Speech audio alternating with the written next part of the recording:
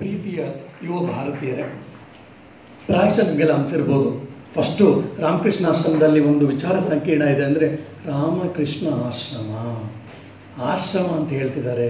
ನಾವು ಹೋಗೋದು ಬೇರು, ಅಲ್ಲೇನು ಮೋಸ್ಟ್ಲಿ ಭಜನೆ ಮಾಡ್ತಾರೆ ಅನಿಸುತ್ತೆ, ಧ್ಯಾನ ಮಾಡೋದು ಅಂತ ಅನಿಸುತ್ತೆ, ಇಲ್ಲ ಇನ್ನೇನೋ ಪುರಾಣ ಹೇಳ್ತಾರೆ ಅನಿಸುತ್ತೆ, ಇಲ್ಲ ತತ್ವಶಾಸ್ತ್ರ ಹೇಳ್ತಾರೆ ಅನಿಸ್ತದೆ.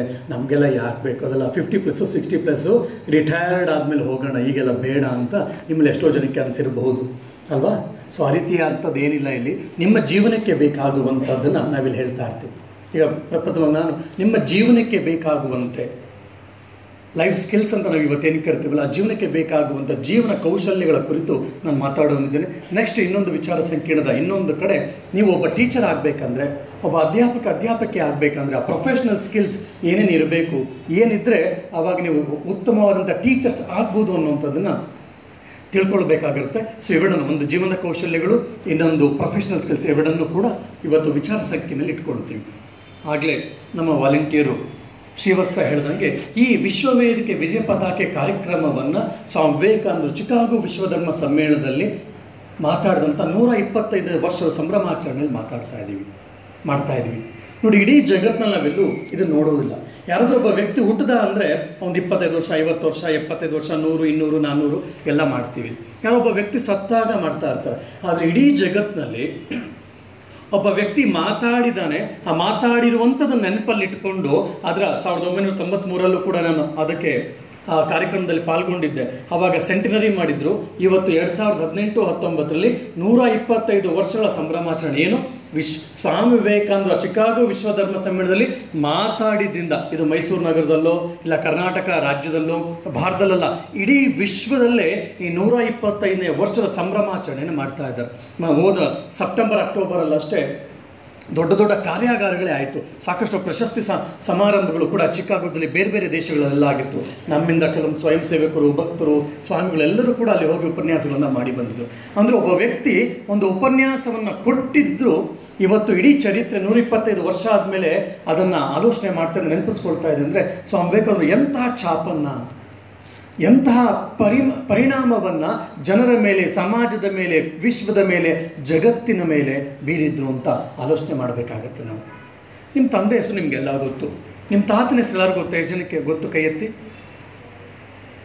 ಹೆಚ್ಚು ಕಡಿಮೆ 95% ಗೊತ್ತಿದೆ. ಅವ್ರ ತಂದೆ, ತಾತನ ತಂದೆ, ಮುತ್ತಾತ ಅಂತ ಹೇಳ್ತಾರೆ, 50% ಆಯಿತು. ಮುತ್ತಾತನ ತಂದೆ ಹೆಸರು ಕೋಲ್ತಾತ ಅಂತ ಹೇಳ್ತಾರೆ. ಕೋಲ್ತಾತನ ಹೆಸರು ಯಾರು ಗೊತ್ತು? 1, 2, 3, 4, 5, 8.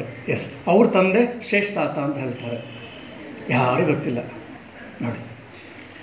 ಅದೇ ಮಂಥನದಲ್ಲಿ ನಾನು ಹುಟ್ಟಿದ್ದೀನಿ. ನನ್ನ ಹೆಸರು ಗೊತ್ತು, ನಮ್ಮ ತಂದೆ ಹೆಸರು ಗೊತ್ತು, ನನ್ನ ತಾತನ ಹೆಸರು ನನಗೆ ಗೊತ್ತು. ಹಬ್ಬಬ್ಬ ಅಂದರೆ ಅವ್ರ ತಂದೆ ಮುತ್ತಾತನ ಹೆಸರು 50% ಡಮಾರ್, ಆಗಲೇ ಕೈ ಎಳಿಸ್ಬಿಟ್ರಿ. ಇನ್ನು ಅವ್ರ ತಂದೆ 3 ಜನರೇಷನಲ್ಲಿ ನಮ್ಮ ವಂಶದಲ್ಲೇ ಹುಟ್ಟಿ, ಆ ವಂಶದಲ್ಲೇ ನಾನು ಹುಟ್ಟಿ, ಆ ಪರಂಪರೆಯಿಂದ ಬಂದಿರೋ ಹೆಸರೇನು ಗೊತ್ತಿಲ್ಲ. ಆದರೆ ಸ್ವಾಮಿ ವಿವೇಕಾನಂದರು 125 ವರ್ಷದ ಹಿಂದೆ ಮಾತಾಡಿ ಹೋದರು, 100 ವರ್ಷದ ಹಿಂದೆ, 120 ವರ್ಷದ ಹಿಂದೆ ಬಂದು ಹೋದರು. ಆದರೆ ಇಡೀ ಜಗತ್ತು, ಅವರು ನಮ್ಮ ಕುಟುಂಬದವರಲ್ಲ, ನಮ್ಮ ಜಿಲ್ಲೆಯವರಲ್ಲ, ನಮ್ಮ ತಾಲೂಕವರಲ್ಲ, ನಮ್ಮ ರಾಜ್ಯದವರು ಅಲ್ಲ, ಬಂಗಾಳದವರವರು ಅಲ್ವಾ? ಆದರೂ ಕೂಡ ಇಡೀ ಭಾರತ ಇವತ್ತು ಅವರನ್ನು ನೆನಪಿಸ್ಕೊಳ್ತಾ ಇದೆ, ಇಡೀ ವಿಶ್ವ ಅವ್ರನ್ನ ನೆನಪಿಸ್ಕೊಳ್ತಾ ಇದೆ. ಅಂದರೆ ಅವರ ತಾಕತ್ತು ಎಷ್ಟಿತ್ತು ನೋಡಿ, ಆಲೋಚನೆ ಮಾಡಿ. ಅದನ್ನೇ ಸ್ವಾಮಿ ವಿವೇಕಾನಂದರು ಹೇಳ್ತಾರೆ, ಈ ಜಗತ್ತನ್ನು ಬಿಟ್ಟು ಹೋಗೋದಕ್ಕಿಂತ ಮುಂಚೆ ನೀನು ನಿನ್ನದೇ ಆದ ಒಂದು ಗುರುತನ್ನ, ಛಾಪನ್ನು ಮೂಡಿಸಿ ಹೋಗು ಅಂತ. ತೆಂಗಿನ ಮರ ನೀವೆಲ್ಲ ನೋಡಿದ್ದೀರಲ್ವಾ? ತೆಂಗಿನ ಮರದಲ್ಲಿ ಮಾರ್ಕ್ಸ್ ಎಲ್ಲ ಇರುತ್ತಲ್ವಾ, ಚಿಹ್ನೆ ಗುರುತುಗಳಿರುತ್ತೆ. ಏನವೆಲ್ಲ? ಯಾರು ಡಿಸೈನ್ ಮಾಡಿದ್ರಾ? ಇಲ್ಲ ರಾತ್ರಿ ಹೊತ್ತು ಫ್ರೀ ಟೈಮಲ್ಲಿ ದೇವರೇಂದ್ರ ಕೆತ್ತಿದ್ನಾ ಡಿಸೈನ್ ಆಗಿ? ಇಲ್ಲ. ಯಾವ್ದು ಮಾಡಿದ್ದು? ಏನು ಆಗಿದ್ದದು? ಒಂದೊಂದು ಗರಿ ಬೀಳ್ತಾ ಇರೋ ಸಮಯದಲ್ಲೂ ಅದರ ಪ್ರಿಂಟನ್ನು, ಛಾಪನ್ನು ಬೀಳಿಸ್ತಾ ಹೋಗುತ್ತೆ. ಒಂದು ಸಾಮಾನ್ಯವಾದ ತೆಂಗಿನ ಮರಿ ಅದರ ಮರದ ಮೇಲೆ ಬೀಳುವಂಥ ಸಮಯದಲ್ಲಿ ಅದರದೇ ಆದ ಗುರುತನ್ನು ಬಿಟ್ಟು ಹೋಗಬೇಕಂತ ಆದರೆ, ನಾನು ನೀವೆಲ್ಲ ಮನುಷ್ಯರು, ನಾವು ಎಂತಹ ಗುರುತನ್ನು ಬಿಟ್ಟು ಹೋಗಬೇಕು ನೋಡಿ, ಆಲೋಚನೆ ಮಾಡಿ. ಅಂತಹ ಗುರುತನ್ನು ನಾವು ಜಗತ್ತಿನಲ್ಲಿ ಏನಾದರೂ ಬಿಟ್ಟು ಹೋಗಬೇಕು ಅಂತ ಆದರೆ ನಾವು ಅದಕ್ಕೆ ಬೇಕಾದಂಥ ವ್ಯಕ್ತಿತ್ವವನ್ನು ನಾವು ಬೆಳೆಸ್ಕೊಳ್ಬೇಕು. ನಮ್ಮಜ್ಜ, ನಿಮ್ಮಜ್ಜ, 100 ಅಜ್ಜಂದ್ರು ಬಂದರೂ ಹೋದ್ರು, 100 ಜನ, 1000 ಲಕ್ಷಾಂತರ ಜನ ಯುವಕ ಯುವತಿಯರು ಬರ್ತಾ ಇದ್ದಾರೆ. ಇವತ್ತು ಯುವ ಭಾರತದಲ್ಲಿ ಹೋಗ್ತಾ ಇದ್ದಾರೆ. ಅದರ ಮಧ್ಯದಲ್ಲಿ ನಾನು ನೀವು ಎಲ್ಲರೂ ಇದ್ದೀವಿ. ಆದರೆ ಅಟ್ಲೀಸ್ಟ್ 10 ಜನ ನಮ್ಮನ್ನು ನೆನಪಿಸ್ಕೊಳ್ಳುವಂಥ ಅದ್ಭುತವಾದ, ಉತ್ಕೃಷ್ಟವಾದ, ಉನ್ನತವಾದ ಜೀವನವನ್ನು ನಡೆಸಬೇಕಂತ ಒಂದು ಆಲೋಚನೆಯನ್ನು ನಾವು ಮಾಡಬೇಕಾಗಿದೆ ಯುವ ಭಾರತೀಯರೇ. ಆವಾಗಷ್ಟೇ ಈ ಜೀವನಕ್ಕೆ ಒಂದು ಸಾರ್ಥಕತೆ ಸಿಗುತ್ತೆ. ಹಾಗಷ್ಟೇ ನಮ್ಮ ತಾಯಿ ಯುಗಾದಿ ಹಬ್ಬಕ್ಕೆ ಬಟ್ಟೆ ತೆಗೆದುಕೊಂಡ್ಲೋ ಇಲ್ವೋ ಗೊತ್ತಿಲ್ಲ. ನನ್ನಪ್ಪ ಹಳೆ ಮಪ್ಪಿಡನ್ನೇ ಓಡಿಸ್ತಿರ್ತಾನೆ. ಯಾಕೆ? ನನ್ನ ಮಗಳು ಇವತ್ತು ಕಾಲೇಜ್ಗೆ ಹೋಗಿದ್ದಾಳೆ, ಡಿಗ್ರಿ ಕಾಲೇಜ್ಗೆ ಹೋಗಿದ್ದಾಳೆ, ಅವಳಿಗೆ ಸಾಕಷ್ಟು ದುಡ್ಡು ಬೇಕಾಗುತ್ತೆ, ಹಾಗೆ ಅವನು ಚೆನ್ನಾಗಿ ಓದಿ ಕಳಿಸ್ಬೇಕು ಅಂತ. ನನ್ನ ಮಗ ಓದ್ತಾ ಇದ್ದ, ನಮ್ಗೆ ಎಷ್ಟಾಗುತ್ತೋ ಅಷ್ಟು ಓದಿಸಿ ಅವನನ್ನು ದಡಕ್ಕೆ ಮುಟ್ಟಿಸ್ಬೇಕು ಅಂತ ನಿಮ್ಮ ತಂದೆನೂ ಆಲೋಚನೆ ಮಾಡ್ತಾ ಇರ್ತಾರೆ, ನಿಮ್ಮ ತಾಯಿನೂ ಆಲೋಚನೆ ಮಾಡ್ತಿರ್ತಾರೆ. ಎಲ್ಲೋ ಮದುವೆ ಮನೇಲೋ ಯಾರೋ ಮನೇಲಿ ಏನೋ ಬಟ್ಟೆ ಕೊಟ್ಟಿದ್ದೇನೆ, ಹೊಸ ಬಟ್ಟೆ ಅಂತೇಳಿ ಯುಗಾದಿ ಹಬ್ಬಕ್ಕೂ ದೀಪಾವಳಿಗೂ ದಸರಾಗೂ ಹಾಕ್ಕೊಳ್ತಾ ಇರ್ತಾರೆ. ಅವರ ಎಲ್ಲ ಆಸೆಗಳನ್ನು, ಅವರ ಎಲ್ಲ ಆಶಯಗಳನ್ನು ನಿಮ್ಮ ಮೇಲೆ ಇಟ್ಟು ಹೊಟ್ಟೆ ಬಟ್ಟೆ ಕಟ್ಟಿ ನಿಮ್ಮನ್ನು ಸಾಕ್ತಾ ಇರ್ತಾರೆ. ಅದೇ ಥರ ನಿಮ್ಮ ಟೀಚರ್ಸು ಅಷ್ಟೇ. ನೀವು ಆರಾಮಾಗಿ ಎಷ್ಟು ಕಡಿಮೆ ಎಲ್ಲರೂ ತಿಂಡಿ ತಿನ್ಕೊಂಡು ಬರ್ತೀರಾ, ಲಂಚ್ ಬಾಕ್ಸ್ ಬೇರೆ ತರ್ತೀರಾ, ಮಧ್ಯಾಹ್ನ ಊಟ ಮಾಡ್ತಾರೆ, ಹೆಚ್ಚು ಕಡಿಮೆ ಕೆಲವರು ತಂದಿರಲ್ಲ. ಇಲ್ಲ, ನಿಮ್ಮ ಟೀಚರ್ಸ್ನ ಪರ್ಸ್ನಲಿ ಹೋಗಿ ಕೇಳಿ. ಹೇಗೆ ನೀವು ನಿಮ್ಮ ಟೀಚರ್ಸ್ಗೂ ಅದೇ ಥರ ಮಕ್ಕಳಿದ್ದಾರೆ, ಅವ್ರಿಗೂ ಶಾಲೆಗೆ ಕಳಿಸೋದಿರುತ್ತೆ, ಕಾಲೇಜಿಗೆ ಕಳಿಸೋದಿರುತ್ತೆ. ಎಷ್ಟೋ ಬಾರಿ ಬೆಳಗ್ಗೆ ಎದ್ದಿದ್ದು ಲೇಟ್ ಆಗೋ, ಇಲ್ಲ ಬೇರೆ ಬೇರೆ ಯಾವುದ್ಯಾವುದೋ ಕಾರ್ಯಕ್ರಮಗಳು ಇರೋದ್ರಿಂದ ಅವರು ಬೆಳಗ್ಗೆ ಒಂದು ಟೀ ಕಾಫಿ ಕುಡಿದುಬಿಟ್ಟು ಬಂದು ನಿಮಗೆ ಪಾಠವನ್ನು ಮಾಡಿ 2 ಪೀರಿಯಡ್ 3 ಪೀರಿಯಡ್ ಮಾಡಿ ನೀವು ಊಟ ಮಾಡ್ತಿದ್ದ ಸಮಯದಲ್ಲಿ ಅವರ ತಿಂಡಿಯನ್ನು ಅವರ ಊಟವನ್ನು ಎರಡನ್ನೂ ಒಟ್ಟೊಟ್ಟಿಗೆ ಸೇರಿ ಮಾಡ್ತಾ ಇರ್ತಾರೆ. ಇನ್ನು ನಮ್ಮ ದೇಶದಲ್ಲಿ ನಾವು ಪ್ರಾಯಶಃ ಮೊನ್ನೆ ಎಷ್ಟು ಈ ಸರಿ ಚಳಿಗಾಲ ಜಾಸ್ತಿ ಇತ್ತು ಅಂತ ಹೇಳ್ತಾ ಇದ್ವಿ ಅಲ್ವಾ? ಮೈಸೂರಲ್ಲಿ ಎಷ್ಟಿತ್ತು ಗೊತ್ತೇನೋ, 10 ಡಿಗ್ರಿ, ಯಾವುದೋ ಒಂದು 2-3 ದಿವಸ 10 ಡಿಗ್ರಿ. ಅವಾಗೆಲ್ಲ ಪೇಪರ್ಲೆಲ್ಲ ಬಂದಿತ್ತು, ಮೈಸೂರಿನಲ್ಲಿ ಚಳಿ ಉಂಟಾಗಿದೆ, 75 ವರ್ಷಗಳ ಹಿಂದೆ ಈ ರೀತಿಯಾದ ತಾಪಮಾನ ಉಂಟಾಗಿತ್ತು, ಜನರು ಯಾರು ಆಚೆ ಬರ್ತಾ ಇಲ್ಲ, ನಾವು ಮೊದಲೇ ಬರಲ್ಲ 8 ಗಂಟೆ ಆದ್ರೂ ಎದ್ದೊಳಕ್ಕೆ ರೆಡಿ ಇರಲಿಲ್ಲ. ಯಾಕೆ? ಚಳಿ ಆಗ್ತಾ ಇದೆ ಅಂತ. ಅದೇ -20 ಡಿಗ್ರಿ -40 ಡಿಗ್ರಿಯಲ್ಲಿ ಯಾರು? ನಮ್ಮ ಸೈನಿಕರು ನಮಗೋಸ್ಕರ ತ್ಯಾಗ ಬಲಿದಾನಗಳನ್ನು ಅವ್ರ ಜೀವನವನ್ನು ಲೆಕ್ಕಿಸದೆ ನಮಗೆ ರಕ್ಷಿಸ್ತಾ ಇದ್ದಾರೆ. ಅನ್ನದಾತನಾದ ರೈತ ಸಾಲ ಮಾಡ್ತಿದ್ರು, ಏನೆಲ್ಲ ಮಾಡ್ತಿದ್ರು ಕೂಡ ನಮ್ಗೆ ಅವತ್ತು ಅವ್ನು ಕಷ್ಟಪಟ್ಟು ದುಡಿತಾ ಇರೋದ್ರಿಂದ ನಮ್ಗೆ ಇವತ್ತು ಊಟ ಸಿಗ್ತಾ ಇದೆ, ಒಪ್ಪತ್ತಿನ ಊಟ ಮಾಡ್ತಾ ಇದೀವಿ. ತಂದೆ ತಾಯಿಗಳ ಬಲಿದಾನ, ನಮ್ಮ ಟೀಚರ್ಸಿನ ಬಲಿದಾನ, ಅಲ್ಲಿ ನಮ್ಮ ಸೈನಿಕರ ಬಲಿದಾನ, ಇಲ್ಲಿ ರೈತರ ಬಲಿದಾನ, ಹೀಗೆ 100 ಜನರ ಬಲಿದಾನದಿಂದ ನಮ್ಮ ಜೀವನ ನಡೀತಾ ಇದೀವ ಭಾರತೀಯರೇ. ಇದನ್ನು ನಾವು ಸ್ವಲ್ಪ ಮನಗಾಣಬೇಕು. ಇಲ್ಲಾಂದ್ರೆ ಏನಾಗುತ್ತೆ ಗೊತ್ತೇನೋ, ಪರ್ಪಸ್ಲೆಸ್ ಲೈಫನ್ನು ನಾವು ಲೀಡ್ ಮಾಡಿಬಿಡ್ತೀವಿ. ನಮ್ಗೆ ಯಾವುದೇ ಒಂದು ಗೊತ್ತು ಗುರಿ ಇರಲ್ಲ. ಎಲ್ಲರೂ ಸ್ಕೂಲ್ಗೆ ಹೋದ್ರು, ನಾನು ಸ್ಕೂಲ್ಗೆ ಹೋದೆ, ಎಲ್ಲರೂ ಕಾಲೇಜ್ಗೆ ಹೋದ್ರು, ನಾನು ಕಾಲೇಜ್ಗೆ ಹೋದೆ, ಎಲ್ಲರೂ ಡಿಗ್ರಿ ಮಾಡಿಕೊಂಡ್ರು. ಇನ್ನು ಆಮೇಲಿಂದ ನನಗೆ ಪರ್ಸೆಂಟೇಜ್ ಕಡಿಮೆ ಇತ್ತು, MBBS ಸಿಗಲಿಲ್ಲ, ಪರ್ಸೆಂಟೇಜ್ ಕಡಿಮೆ ಇತ್ತು, ಇಂಜಿನಿಯರಿಂಗ್ ಸಿಗಲಿಲ್ಲ, ಕೊನೆಗೆ ಡಿಗ್ರಿಗೆ ಬಂದೆ. ಡಿಗ್ರಿ ಆದಮೇಲೆ ಕೆಲವರು ಕಾಂಪಿಟೇಟಿವ್ ಎಕ್ಸಾಮ್ಸ್ಗೆ ತಯಾರಿ ಮಾಡ್ಕೊಳ್ತೀರಾ, ಅದರಲ್ಲೂ ಸೆಟ್ ಆಗಲಿಲ್ಲ ಅಂತ ಅನ್ನಿಸ್ತು. ಇಲ್ಲಾಂದ್ರೆ 6 ಲಕ್ಷ 7 ಲಕ್ಷ ಬರೀತಾರಂತೆ, 100 200 500 ಜನ ಅದ್ರಲ್ಲಿ ಸೆಲೆಕ್ಟ್ ಆಗ್ತಾರಂತೆ. ಸೆಲೆಕ್ಟ್ ಆಗೋರಿಗೆ ಮಿಲ್ಕ್ ಇರಬೇಕಂತೆ ಅಂತ ನಂದೇ ಅದೊಂದು ಶಾರ್ಟ್ ಫಾರ್ಮ್ ನಾನು ಮಾಡಿದ್ದೀನಿ. ಏನು ಮಿಲ್ಕ್ ಅಂದರೆ, ಏನಾದರೂ ಒಂದು ಸರ್ಕಾರಿ ನೌಕರಿ ಕೆಲಸ ಸಿಗಬೇಕಂದ್ರೆ ಇವತ್ತು ಸಾಮಾನ್ಯವಾಗಿ ನಾನು ತಮಾಷೆ ಮಾಡ್ತಾ ಇರ್ತೀನಿ, ಮಿಲ್ಕ್ ಇರಬೇಕು. ಏನು milk form? Full form. M ಅಂದರೆ ಮನಿ, I ಅಂದರೆ ಇನ್ಫ್ಲೂಯೆನ್ಸು, L ಅಂದರೆ ಲಕ್ಕು, K ಅಂದರೆ ನಾಲೆಜು. ಈ 4 ಯಾರಿಗಿರುತ್ತೋ ಅವ್ರಿಗಷ್ಟೇ ಸರ್ಕಾರಿ ನೌಕರಿ ಸಿಗುತ್ತೆ. ಸರಿ, ನಮ್ಗೆ ಸಿಗುತ್ತೋ ಡೌಟು. ಹಾಗಾಗಿ ಏನು ಮಾಡೋದು, B.Edಗೆ ಹೋಗ್ಬಿಟ್ರೆ, ಏನೋ ಹಂಗೂ ಹಿಂಗೋ ಮಾಡಿ B.Ed ಮಾಡಿಬಿಟ್ರೆ ಟೀಚಿಂಗ್ ಕೆಲಸ ಸಿಗುತ್ತಂತೆ, ಅದಕ್ಕೆ B.Ed ಮಾಡಿಬಿಡೋಣ ಅಂತ ಯಾರು ಹೇಳಿದ್ರು ಅಂತೇಳಿ ಎಷ್ಟೋ ಜನ ನಿಮ್ಮಲ್ಲಿ ಬಂದುಬಿಟ್ಟಿರ್ತೀರ. ದಯವಿಟ್ಟು ಆ ಥರ ಮಾಡಬೇಡಿ. ಯಾಕಂದರೆ ನೀವು ಇಡೀ ರಾಷ್ಟ್ರವನ್ನು ನಿರ್ಮಾಣ ಮಾಡುವಂತಹ ಶಕ್ತಿ ನಿಮ್ಮಲ್ಲಿದೆ. ಇದು ನಾನು ಸುಮ್ಮನೆ ಬಾಯಿ ಮಾತಿಗೆ ನಾನು ಉಪದೇಶ ಕೊಡಬೇಕು, ಇಲ್ಲ 1 ಅವರ್ ಉಪನ್ಯಾಸ ಕೊಡಬೇಕು ಅಂತ ಹೇಳ್ತಾ ಇಲ್ಲ. ಭಾರತದ ಪ್ರಪ್ರಥಮ ಸಂಗ್ರಾಮ ಆಗಿದ್ದು ಯಾವಾಗ ಯುವ ಭಾರತೀಯರೇ? 1857. ನಮ್ಗೆ ಸ್ವಾತಂತ್ರ್ಯ ಸಿಕ್ಕಿದ್ದು 1947. ಎಷ್ಟು ವರ್ಷ ಆಯಿತು? ಕ್ಯಾಲ್ಕುಲೇಟರ್ ಬೇಕು ಸಂಜೆ. ಎಷ್ಟು ವರ್ಷ? 90 ವರ್ಷ. 90 ವರ್ಷದಲ್ಲಿ ನಮಗೆ ಸಿಕ್ಕಿರುವ ಅಂಕಿ ಅಂಶಗಳ ಪ್ರಕಾರ 6.5 ಲಕ್ಷ ಭಾರತೀಯರು ಅವರ ಜೀವನವನ್ನ ನಮ್ಮ ಭಾರತದ ಸ್ವಾತಂತ್ರ್ಯಕ್ಕಾಗಿ ತ್ಯಾಗ ಬಲಿದಾನಗಳನ್ನು ಮಾಡಿದ್ರು. ಎಷ್ಟು? 6.5 ಲಕ್ಷ. ಅದರಲ್ಲಿ 60% ಜನ ಯಾರಿಂದ ಸ್ಫೂರ್ತಿ ಪಡೆದಿದ್ರು ಗೊತ್ತೇನೋ? ಶಿಕ್ಷಕಿಯರಿಂದ. ಇವತ್ತು ನಮ್ಗೆ ಸಿಕ್ಕಿರುವಂಥ ಸ್ಟ್ಯಾಟಿಸ್ಟಿಕ್ಸ್ ಪ್ರಕಾರ 6.5 lakhs ಫ್ರೀಡಮ್ ಫೈಟರ್ಸ್ ಅಲ್ಲಿ 60% ಜನ ಯಾರಿಂದ ಸ್ಫೂರ್ತಿ ಪಡೆದಿದ್ರು? ಅವರ ಶಿಕ್ಷಕರಿಂದ, ಗುರುಗಳಿಂದ ಸ್ಫೂರ್ತಿ ಪಡೆದು ಅವರ ಜೀವನವನ್ನೇ ಈ ಸ್ವಾತಂತ್ರ್ಯ ಸಂಗ್ರಾಮಕ್ಕೆ ಧುಮುಕಿ ಅವರ ಜೀವನ ತ್ಯಾಗ ಮಾಡಿದ್ರು. ಅಂದ್ರೆ ಒಂದು ರಾಷ್ಟ್ರ ನಿರ್ಮಾಣ ಆಗಬೇಕಾದ್ರೆ, ಒಂದು ರಾಷ್ಟ್ರ ಸುವ್ಯವಸ್ಥಿತವಾಗಿ ಬೆಳಿಬೇಕಂದ್ರೆ, ನಾವು ಶಿಕ್ಷಕಿಯರಾಗಬೇಕಾದ್ರೆ ನಮ್ಮ ಗುರುತರ ಜವಾಬ್ದಾರಿ ಎಷ್ಟಿದೆ. ಸೊ ಒಂದು ರಾಷ್ಟ್ರವನ್ನು ನೀವು ನಿರ್ಮಾಣವನ್ನು ಮಾಡ್ಬೋದು, ಒಂದು ರಾಷ್ಟ್ರವನ್ನು ಹಾಳು ಮಾಡ್ಬೋದು. ಅಂಥ ಶಕ್ತಿ ಪ್ರೈಮ್ ಮಿನಿಸ್ಟ್ರಲ್ಲಿಲ್ಲ, ಪ್ರೆಸಿಡೆಂಟಲ್ಲಿಲ್ಲ, ಡಾಕ್ಟ್ರಲ್ಲಿಲ್ಲ, ಇಂಜಿನಿಯರ್ಸಲ್ಲಿಲ್ಲ, ಸಾಫ್ಟ್ವೇರ್ ಇಂಜಿನಿಯರ್ಸಲ್ಲಿಲ್ಲ, ಸೈಂಟಿಸ್ಟ್ಗಳಲ್ಲಿಲ್ಲ, ಬ್ಯೂರೋಕ್ರಾಟ್ಸಲ್ಲಿಲ್ಲ, IAS IPS ಆಫೀಸರ್ಲಿಲ್ಲ. ಬದಲಾಗಿ ಯಾರಲ್ಲಿದೆ?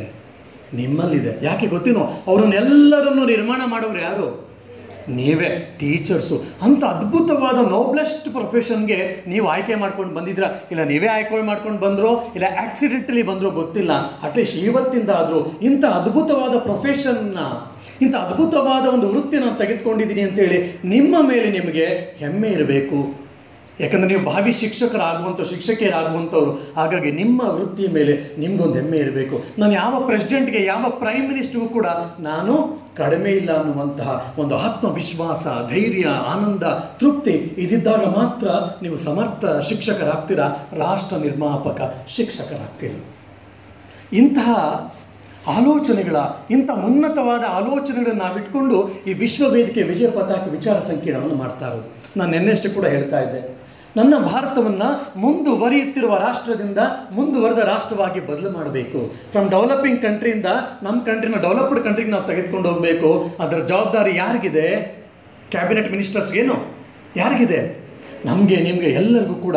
ಹಾಗಾಗಿ ನಮ್ಮ ಜವಾಬ್ದಾರಿಗಳನ್ನು ನಾವು ಅರ್ಥಕೊಳ್ಬೇಕು. ಪ್ರತಿಯೊಬ್ಬ ವ್ಯಕ್ತಿಯು, ಒಬ್ಬ ರೈತ ಆಗಿರ್ಬೋದು, ಒಬ್ಬ IAS IPS ಆಫೀಸರ್ ಆಗಿರ್ಬೋದು, ಒಬ್ಬ ರಾಜಕಾರಣ ಆಗಿರ್ಬೋದು, ಒಬ್ಬ ಫಿಲಮ್ ಇಂಡಸ್ಟ್ರಿಯವನ್ನಾಗಿರ್ಬೋದು, ಇಲ್ಲ ಒಬ್ಬ ಸಾಮಾನ್ಯ ಬಿಸ್ನೆಸ್ ಪರ್ಸನ್ ಆಗಿರ್ಬೋದು, ಒಬ್ಬ ಶಿಕ್ಷಕಿ ಆಗಿರ್ಬೋದು, ಪ್ರತಿಯೊಬ್ಬರು ನಮ್ಮ ಜವಾಬ್ದಾರಿನ ಅರ್ಥಕೊಂಡು, ಹೇಗೆ ನಮ್ಮ ಮನೆ ಜವಾಬ್ದಾರಿನ ಅರ್ಥಕೊಂಡು ನಾವು ಕೆಲಸ ಮಾಡ್ತೀವೋ ಅದೇ ಥರ ಒಬ್ಬ ಪ್ರತಿಭಾವಂತ ವಿದ್ಯಾರ್ಥಿನಿಯಾಗಿ, ಒಬ್ಬ ಎನ್ಲೈಟೆಂಡ್ ಸಿಟಿಸನ್ ಆಗಿ ನನ್ನ ಜವಾಬ್ದಾರಿನ ಅರ್ಥ ಮಾಡಿಕೊಂಡು ನಾನು ಜೀವನವನ್ನು ಮಾಡಿದ್ರೆ ಒಂದು ದಶಕದಲ್ಲಿ, ಇಲ್ಲ ಒಂದು ಸಂತತಿ ಮುಗಿಯೋದ್ರಲ್ಲಿ, ಒಂದು ಜನಾಂಗ ಮುಗಿಯೋದ್ರಲ್ಲಿ ಯಾವುದೇ ಸಂಶಯವಿಲ್ಲ, ನಮ್ಮ ರಾಷ್ಟ್ರವನ್ನು ಮತ್ತೆ ಮುಂದುವರಿಯುತ್ತಿರುವ ರಾಷ್ಟ್ರದಿಂದ ಮುಂದುವರೆದ ರಾಷ್ಟ್ರ, ಮುಂದುವರಿಯುತ್ತಿರುವ ದೇಶದಿಂದ ಮುಂದುವರೆದ ದೇಶ, ವಿಶ್ವಗುರು ಭಾರತ ನಿರ್ಮಾಣ ಮಾಡೋದ್ರಲ್ಲಿ ಯಾವ ಸಂಶಯವೂ ಇಲ್ಲ.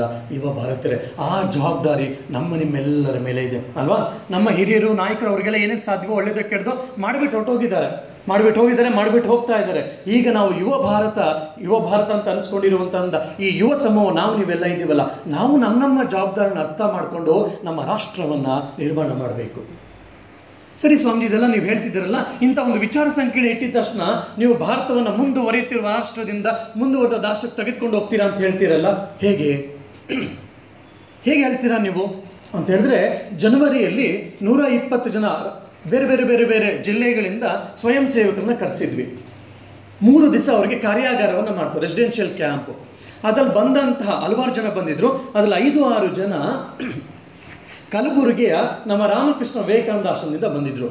ಆ 5-6 ಜನ ಯಾರು ಗೊತ್ತೇನೋ, ಅವರು ಇವತ್ತೇನು ನೀವು ಸೊಲಿಗಾಸ್ ಅಂತ ಕರಿತೀರಾ, ಟ್ರೈಬಲ್ ಹುಡುಗರು ಅಂತ ಕರೀತಾರಲ್ಲ, ಅಂತ ಟ್ರೈಬಲ್ ಹುಡುಗರು, ಅವ್ರಿಗೆ ಬಟ್ಟೆ ಕೂಡ ಸರಿಯಾಗಿ ಹಾಕ್ಕೊಳ್ಳಿಕ್ಕೆ ಬರದೆ, ಬಾತ್ರೂಮ್ಗೆ ಹೋದ್ರೆ ನೀರು ಹಾಕಬೇಕು ಅಂತ ಗೊತ್ತಿಲ್ಲದೆ ಅಂತ ಹುಡುಗಿಯರನ್ನ ನಮ್ಮ ಸ್ವಾಮೀಜಿ ಅವರವರು ಹಳ್ಳಿಗೂ ಹೋಗಿ, ಅವ್ರ ಮನೆಗೂ ಹೋಗಿ ಅವ್ರಿಗೆ ಅರ್ಥ ಮಾಡಿಸಿ, ಶಿಕ್ಷಣದ ಅವಶ್ಯಕತೆ ಅಂತ ಅರ್ಥ ಮಾಡಿಸಿ, ಅವರನ್ನ ಕರ್ಕೊಂಡು ಬಂದು ಅವ್ರಿಗೊಂದು ಸಂಸ್ಕಾರವನ್ನು ಕೊಟ್ಟು, ಅವ್ರಿಗೆ ಶಿಕ್ಷಣವನ್ನು ಕೊಟ್ಟು, ಇರಲಿಕ್ಕೆ ಊಟ ಬಟ್ಟೆ ವ್ಯವಸ್ಥೆ ಎಲ್ಲವನ್ನು ಮಾಡಿ ಇವತ್ತು ಅವ್ರನ್ನ ಡಿಗ್ರಿ, ಮಾಸ್ಟರ್ ಡಿಗ್ರಿ ಸ್ಟೂಡೆಂಟ್ಸನ್ನು ಮಾಡಿ ಹೋಗ್ತಾ ಇದ್ದಾರೆ.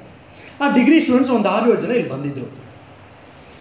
ಈ 3 ದಿನ ವಿಚಾರ ಸಂಕಿರಣವನ್ನೆಲ್ಲ ಕೇಳ್ಕೊಂಡು ಹೋದ್ಮೇಲೆ ಅವ್ರಿಗನ್ನಿಸ್ತು, ಸ್ವಾಮೀಜಿ ಎಲ್ಲ ಹೇಳಿದ್ದಾರೆ, ಸ್ವಾಮಿ ವಿವೇಕಾನಂದ ಹೇಳಿದ್ದಾರೆ, ಈ ರಾಮಕೃಷ್ಣಾಶ್ರಮ ಸನ್ಯಾಸಿಗಳೆಲ್ಲ ಹೇಳ್ತಿದ್ದಾರೆ, ನಮ್ಮ ಜೀವನವನ್ನು ನಾವು ನಿರೂಪಿಸ್ಕೋಬೇಕು, ನಮ್ಮನ್ನು ರೂಪಿಸ್ಕೋಬೇಕು, ಜಗತ್ತಿಗೆ ನಾವೇನಾದರೂ ಮಾಡಬೇಕು, ಸಮಾಜಕ್ಕೆ ಏನಾದರೂ ಮಾಡಬೇಕು, ದೇಶಕ್ಕೆ ಏನಾದರೂ ಮಾಡಬೇಕು, ಅದು ಪ್ರಪ್ರಥಮವಾಗಿ ಅದಾಗಬೇಕಾದ್ರೆ ನಮ್ಮಿಂದ ಪ್ರಾರಂಭ ಆಗಬೇಕು ಅಂತ ಹೇಳಿದಾರಲ್ಲ, ನಾವು ಏನಾದರೂ ಮಾಡಬೇಕು.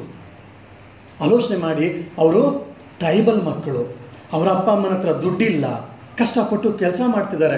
ಯಾವಾಗಲ್ಲ ಆ ಜನಾಂಗಗಳು ಅಲ್ಲಿಂದ ಊರೂರು ಕೇರಿ ಅಲಿಯುವಂಥ ಜನಾಂಗ, ಅಂಥವ್ರನ್ನ ಸ್ವಾಮೀಜಿ ಕರ್ಕೊಂಡು ಬಂದು ಶಿಕ್ಷಣವನ್ನು ಕೊಡ್ತಿದ್ದಾರೆ. ಇವರೇ ಗೌರ್ಮೆಂಟ್ ಕಾಲೇಜಲ್ಲಿ, ಗೌರ್ಮೆಂಟ್ ಡಿಗ್ರಿ ಕಾಲೇಜಲ್ಲಿ, ಗೌರ್ಮೆಂಟ್ PU ಕಾಲೇಜಲ್ಲಿ ಓದ್ತಿರುವಂಥ ಈ ಮಕ್ಕಳು, ಇವ್ರಿಗೆ ನಾವು ದೇಶವನ್ನು ನಿರ್ಮಾಣ ಮಾಡೋದ್ರಲ್ಲಿ ನಮ್ಮ ಸೇವೆ ನಾವೇನಾದರೂ ಮಾಡಬೇಕು ಅನ್ನುವಂಥ ಕಿಚ್ಚು ಆ 3 ದಿವಸ ಕಾರ್ಯಕ್ರಮ ಅಟೆಂಡ್ ಆದಮೇಲೆ ಬಂತು. ಅವ್ರಿಗೆ ಆಲೋಚನೆ ಮಾಡ್ತಾರೆ, ನಾವೇನು ಮಾಡ್ಬೋದು.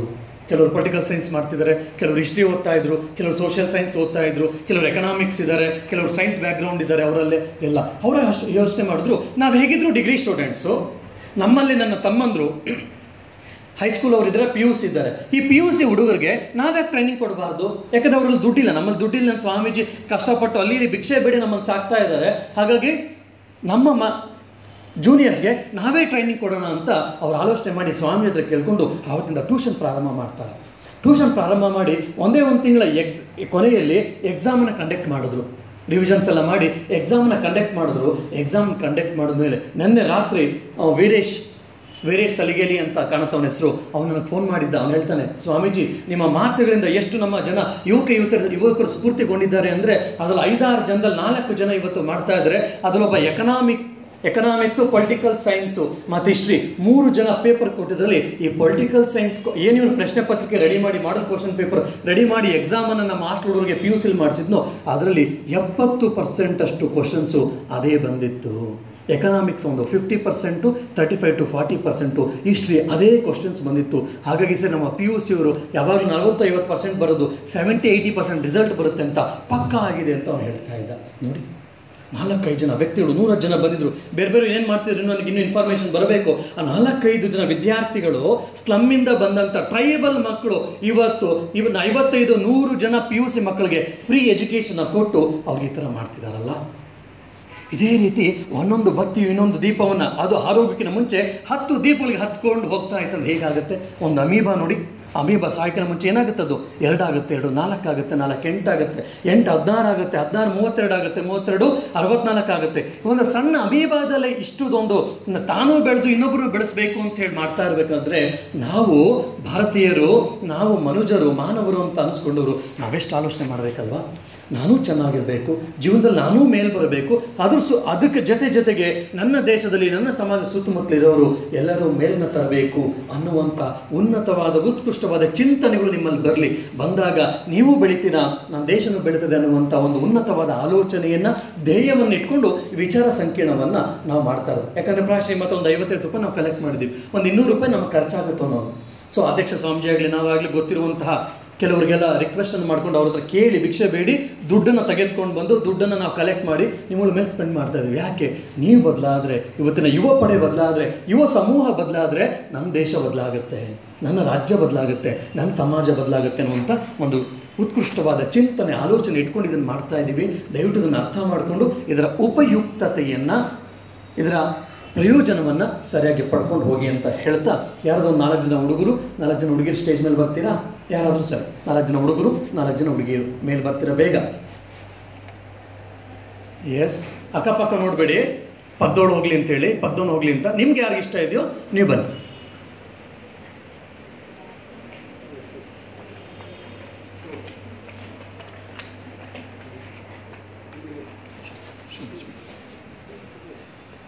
ಹುಡುಗರು ಬಂದರು, ಹುಡುಗಿರಿಗೆ ಚಾನ್ಸು. ನಮ್ಮ ಇಂಡಿಯನ್ಸ್ಗೆ ಏನು ಪ್ರಾಬ್ಲಮ್ ಗೊತ್ತೇನು? Starting problem. ಒಬ್ಬರು ಎದ್ದು ಬಿಟ್ಟರೆ ಆಮೇಲೆ ಎಲ್ಲ ಬಂದುಬಿಡ್ತಾರೆ ಸ್ಟೇಜ್ ಮೇಲೆ. ಆಮೇಲೆ ತಡೆಯೋದೇ ನಿಂತ್ಕೊಳ್ಳುತ್ತೆ, ತಡೆಯೋದೇ ನಮಗೆ ಕಷ್ಟ. ಎಸ್, ಬನ್ನಿ. ಸ್ವಲ್ಪ ಹಿಂದಕ್ಕೆ ಇಡು. 4 ಜನ ಹುಡುಗರು 4 ಜನ ಹುಡುಗಿಯರು ಬಂದ್ರಾ? ಇಲ್ಲ ನಿಂತ್ಕೊಳ್ಳಿ, ಸಾಲಲ್ಲಿ ನಿಂತ್ಕೊಂಡು.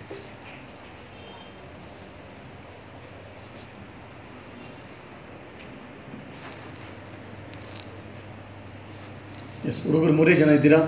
ಇನ್ನೊಬ್ರು ಬಂದಿದ್ದಾರಾ? ಏನು ಗೊತ್ತೇನು, ಇವಾಗ ಯಾವ ಸ್ಟೇಜ್ ಮೇಲೆ ಬರ್ತಾರೋ ಅವ್ರಿಗೆ ಸ್ವೀಟ್ ತಿನ್ನಿಸ್ಬೇಕು ಅಂತ ಅನ್ನಿಸ್ತು. ಅದಕ್ಕೆ ನಮಗೆ ಅಯ್ಯಯ್ಯೋ, ನಮಗೆ ಗೊತ್ತಿದೆ, ನಾವು ಬರ್ತಿದ್ವಲ್ಲ ಸ್ವಾಮೀಜಿ ಅಲ್ವಾ?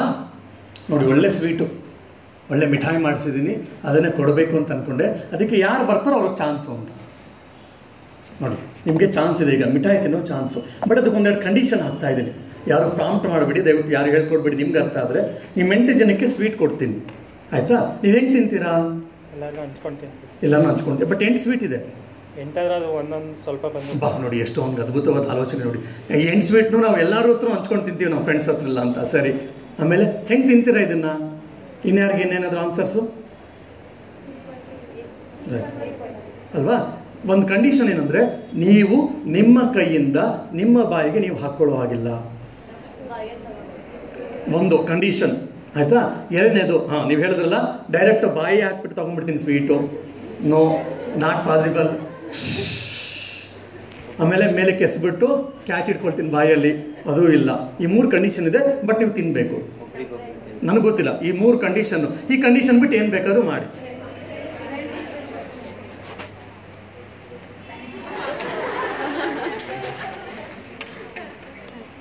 ಇನ್ನೊಬ್ರು ಯಾರೋ ತೊಗೊಂಡಿದ್ರೆ ಎಸ್, ಎಲ್ಲರಿಗೂ ಒಂದು ಚಪ್ಪಾಳೆ ಹೊಡೆದು ಬಿಡೋಣ.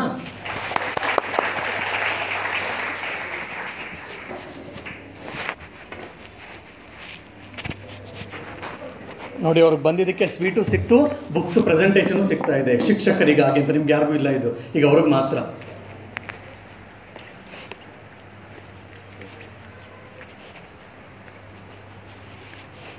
ಎಲ್ಲರಿಗೊಂದು ಚಪ್ಪಾಳೆ ಹೊಡೆದು ಬೇಡ ಜೋರಾಗಿ ಅವ್ರು ಬಂದಿದ್ದಕ್ಕೆ.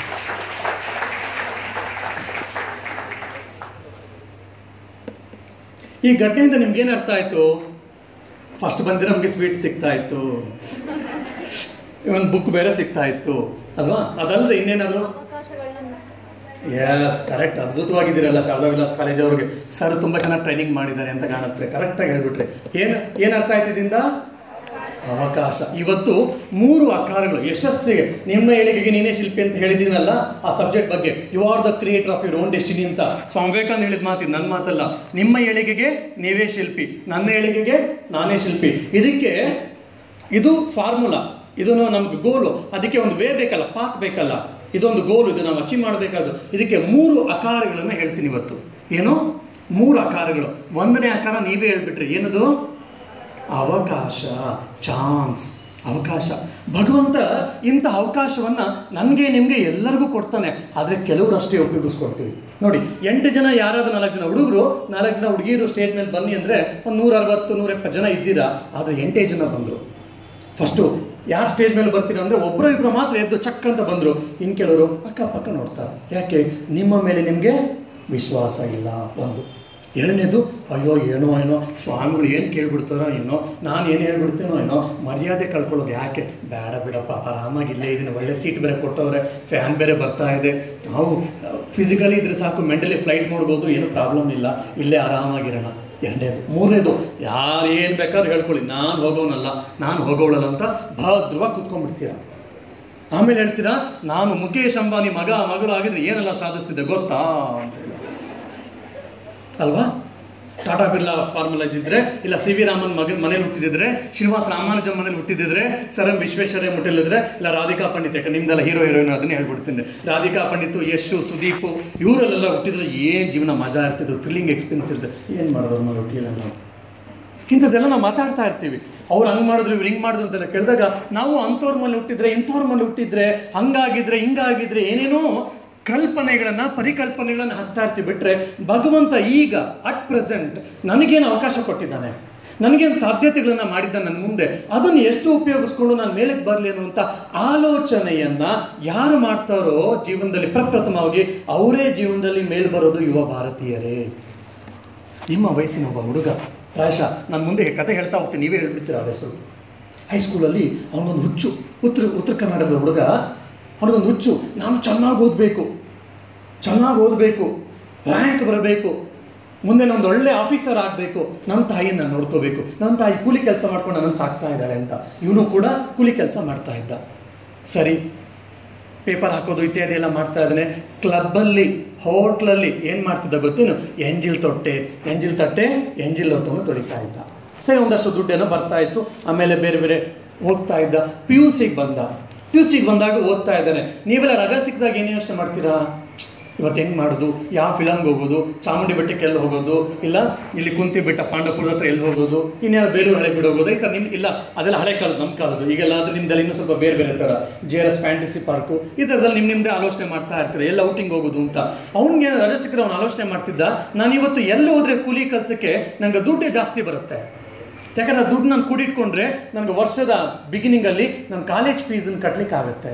ಹಿಂಗೆ ದುಡ್ಡು ಕೂಡಿಟ್ಕೊಂಡು ಹೋದರೆ ಮುಂದೆ ನಾನು ಯಾವುದಾದ್ರೂ ಒಂದು ಒಳ್ಳೆ ಅಧಿಕಾರಿ ಆಗಬೇಕಂದ್ರೆ, ಕಾಂಪಿಟೇಟಿವ್ ಎಕ್ಸಾಮ್ಸ್ಗೆ ಹೋಗ್ಬೇಕಂದ್ರೆ, ಅದಕ್ಕೆ ಅಂದರೆ ಕೋಚಿಂಗ್ ಬೇಕಂದರೆ ಅದಕ್ಕೆ ದುಡ್ಡನ್ನು ಕೊಡಬೇಕಾ? ನಮ್ಮ ಅಮ್ಮನ ಹತ್ರ ಇಲ್ಲ, ಅದಕ್ಕೆ ನಾನು ದುಡ್ಡನ್ನು ಕೂಡಿಟ್ಕೊಂಡು ಬರ್ತೀನಿ ಅಂತ ಆಲೋಚನೆ ಮಾಡ್ತಾ ಎಂಜಿಲ್ ಗ್ಲಾಸನ್ನು ತೊಳಿತಾ ಅವನು ಕೂಲಿ ಕೆಲಸವನ್ನು ಮಾಡ್ತಾ PUCನ ಮುಗಿಸ್ತಾನೆ. ಮನೆಗೂ ನ್ಯೂಸ್ ಪೇಪರ್ ಹಾಕ್ತಾ ಮುಗಿಸ್ತಾ ಹೋಗ್ತಾನೆ. ಡಿಗ್ರಿ ಆದಮೇಲೆ ಹೈದ್ರಾಬಾದ್ ಹೋಗಿ ಕೋಚಿಂಗನ್ನು ತೆಗೆದುಕೊಂಡು ಇವತ್ತೊಬ್ಬ ದೊಡ್ಡ ಆಫೀಸರ್ ಆಗಿದ್ದಾನೆ. ಯೂತ್ ಐಕಾನ್ ಆಗಿದ್ದಾರೆ. ಅವ್ರು ಯಾರು? ರೆಡಿ ಚಂದನ್. ನೋಡಿ, ನೀವೇ ಹೇಳ್ಬಿಟ್ರಿ. ಅವನಿಗೆ ಅಯ್ಯೋ ನಾನು ಬಡವನ ಮಗ, ನಾನು ಹಳ್ಳಿ ಮಗ, ನಮ್ಮಮ್ಮ ಕೂಲಿ ಕೆಲಸ ಮಾಡ್ತಾ ಇದ್ದಾಳೆ, ನಾನು ಎಂಜಿಲ್ ತಟ್ಟೆ ತೊಳೆಯೋನು, ನಾನೇನು ಮಾಡೋಕ್ಕಾಗತ್ತೆ ಬಿಡು, ಎಂಜಿಲ್ ತಟ್ಟೆ ತೊಳ್ಕೊಂಡಿರ್ತೀನಿ, ಎಂಜಿಲ್ ಗ್ಲಾಸನ್ನು ತೊಳ್ಕೊಂಡಿರ್ತೀನಿ ಅಂತ ಅವನು ಯಾವತ್ತೂ ಆಲೋಚನೆ ಮಾಡಲಿಲ್ಲ. ನಾನೊಬ್ಬ ಬಡವ, ನಾನೊಬ್ಬ ಸರ್ಕಾರಿ ಶಾಲೆಗೆ ಹೋಗ್ತಾ ಇದ್ದೀನಿ, ಸರ್ಕಾರಿ ಕಾಲೇಜ್ಗೆ ಹೋಗ್ತಾ ಇದ್ದೀನಿ, ಹಳ್ಳಿಯಿಂದ ಹುಟ್ಟಿದವನು, ನಾನೇನು ಮಾಡೋಕ್ಕಾಗತ್ತೆ, ಹಬ್ಬ ಸ್ವಲ್ಪ ಅದರಲ್ಲೇ ಮ್ಯಾನೇಜರ್ ಆಗ್ಬೋದು ಒಂದು ಹೋಟ್ಲಲ್ಲಿ ಅಬ್ಬಬ್ಬ ಅಂದರೆ ಅದು ಬಿಟ್ಟು ಇನ್ನೇನಾಗುತ್ತೆ ಅಂತ ಅವನು ಯಾವತ್ತೂ ಸೀಮಿತವನ್ನಾಗಿ ಮಾಡ್ಕೊಳ್ಳಿಲ್ಲ ಯುವ ಭಾರತೀಯರೇ. ಬದಲಾಗಿ ನಾನೇನಾದರೂ ಸಾಧನೆ ಮಾಡಬೇಕು ಅಂತೇಳಿ ಸಿಕ್ಕಿದಂಥ ಪ್ರತಿಯೊಂದು ಅವಕಾಶವನ್ನು ಉಪಯೋಗಿಸ್ಕೊಂಡು ಬಂದ ಇವತ್ತು ನಮಗೆ ನಿಮಗೆ ಸಾವಿರಾರು ಜನ ವಿದ್ಯಾರ್ಥಿನಿಯರಿಗೆ ಯುವತಿಯರಿಗೆ ಯೂತ್ ಐಕಾನ್ ಆಗಿದ್ದಾರೆ ರವಿ ಡಿ ಚನ್ನನವರ್ ಅಲ್ವಾ. ಅಂದರೆ ಸಿಕ್ಕಿರುವಂಥ ಪ್ರತಿಯೊಂದು ಅವಕಾಶವನ್ನ ಅವರು ಉಪಯೋಗಿಸ್ಕೊಂಡ್ರು. ಹಾಗಾಗಿ ಜೀವನದಲ್ಲಿ ಯಶಸ್ಸನ್ನು ಪಡಿಬೇಕಂದ್ರೆ ಸಿಕ್ಕ ಪ್ರತಿಯೊಂದು ಅವಕಾಶವನ್ನ ಉಪಯೋಗಿಸ್ಕೊಳ್ಬೇಕು. ಯಾರು ಅವಕಾಶಗಳನ್ನು ಉಪಯೋಗಿಸ್ಕೊಳ್ತಾರೋ ಅವರು ಮಾತ್ರ ಜೀವನದಲ್ಲಿ ಬರ್ಲಿಕ್ಕೆ ಸಾಧ್ಯ. ಅದೇ ಮೊದಲನೆಯ ಹಂತ, ಇಲ್ಲ ಮೊದಲನೇ ಸ್ಟೆಪ್, ಮೊದಲನೇ ಮೆಟ್ಟಿಲು ಅವಕಾಶ. ಜಸ್ಟ್ ಫಾರ್ ಅನ್ ಎಕ್ಸಾಂಪಲ್, ನಿಮ್ಮಲ್ಲಿ ವೈ ಕಾಂಪೊನೆಂಟ್ ಎಲ್ಲ ಇರ್ತಾ ಇರ್ತದೆ. ಸಡನ್ ಆಗಿ ನಿಮ್ಮ ಟೀಚರ್ ಒಂದು ಸರ್ಪ್ರೈಸ್ ಕೊಡಬೇಕು ಅಂತ ಹೇಳ್ತಾರೆ. ನಿಮ್ಮಲ್ಲಿ ವೈ ಕಾಂಪೊನೆಂಟ್ ನಾಳೆ ಮಾಡಬೇಕು, ಯಾರು ಮಾಡ್ತೀರಾ ಕೈ ಎತ್ತಿ ಅಂದರೆ ಎಲ್ಲ ಕಳೆಯುತ್ತೆ. ಯಾಕೆ ಪ್ರಿಪರೇಷನ್ ಆಗಿಲ್ಲ, ಯಾರೂ ಪ್ರಿಪೇರ್ ಆಗಿಲ್ಲ, ಗೊತ್ತು ಇಡೀ ಕ್ಲಾಸೇ ಪ್ರಿಪೇರ್ ಆಗಿಲ್ಲ. ಸರ್ ಒಂದು ಸರ್ಪ್ರೈಸ್ ಆಗಿ ಕೊಡಬೇಕು ಅಂತೇಳಿ ನಾಳೆ ವೈ ಕಾಂಪೊನೆಂಟ್ ಯಾರು ಮಾಡ್ತೀರಾ ನೋಡೋಣ ಅಂತ ಕೇಳಿದಾಗ ಹೆಚ್ಚಿನ ಜನ ಕೈ ಎತ್ತಲ್ಲ. ಯಾರು ಒಬ್ಬರೇ ಕೈ ಎತ್ತಾರೆ. ಇಮಿಡಿಯೇಟ್ ಏನು ಮಾಡ್ತಾರೆ, ಇವಳು ಒಬ್ಬಳೇ, ನಮ್ಗೇನು ಗೊತ್ತಿರ್ಲಿಲ್ವೇನು ಕೈ ಎತ್ತಕ್ಕೆ. ಈ ಥರದ್ದೆಲ್ಲ ಟಾಂಟ್ ಮಾಡ್ತಾ, ಅದಕ್ಕೆ ಕಬಡ್ಡಿಲಿ ನಾನು ತಮಾಷೆ ಮಾಡ್ತಿರ್ತೀನಿ, ನಮ್ಮ ಭಾರತದ ನ್ಯಾಷನಲ್ ಗೇಮ್ ಹಾಕಿ ಇರಬಾರ್ದಿತ್ತು, ಕಬಡ್ಡಿ ಇರಬೇಕು ಅಂತ. ವೇರ್ ಆಲ್ ಕಬಡ್ಡಿ ಎಕ್ಸ್ಪರ್ಟ್ಸ್ ಅಂದರೆ ಕಾಲೆಳೆಯೋರು. ನಾನು ಹೋಗಲ್ಲ ಮುಂದಕ್ಕೆ, ನಾನು ಮುಂದಕ್ಕೆ ಹೋದ್ರೆ ಬೇರೆಯವ್ರು ಮುಂದಕ್ಕೆ ಹೋಗ್ಬಾರ್ದು. ಕಾಲೆಳು ನಕಾರಾತ್ಮಕ ಅಂತ ಪ್ರತಿಕ್ರಿಯೆ, ನಕಾರಾತ್ಮಕವಾದ ಬುದ್ಧಿ ಇವತ್ತಿನ ಯುವ ಸಮೂಹವನ್ನು ದಯವಿಟ್ಟು ಬಿಟ್ಟುಬಿಡಿ. ನಮ್ಮ ಹಿರಿಯರಿಗೆ ಸಾಕೋದು. ಇವತ್ತಿಂದ ನಾವು ಯಾರು ಸಾಧ್ಯ ಆದರೆ ನಾನು ಮುಂದಕ್ಕೆ ಹೋಗಬೇಕು, ಇಲ್ಲಾಂದ್ರೆ ಬೇರೆಯವ್ರಿಗಾದ್ರೂ ಹೋಗ್ಲಿಕ್ಕೆ ಮುಂದೆ ಬಿಡಬೇಕು, ಬಿಟ್ಟರೆ ನಾವು ಕಾಲೆಳಿಬಾರ್ದು. ಆ ರೀತಿ ಹೇಳ್ತಿರ್ತಾರೆ. ಅದ್ರಲ್ಲಿ ಯಾರೋ ಇಬ್ರು ಕೈ ಎತ್ತುತ್ತಾರೆ, ಬರ್ತಾರೆ, ಅವ್ರು ಟ್ರೈ ಮಾಡ್ತಾರೆ, ಚೆನ್ನಾಗಾದ್ರೆ ಬೇಷ್ ಅಂತಾರೆ.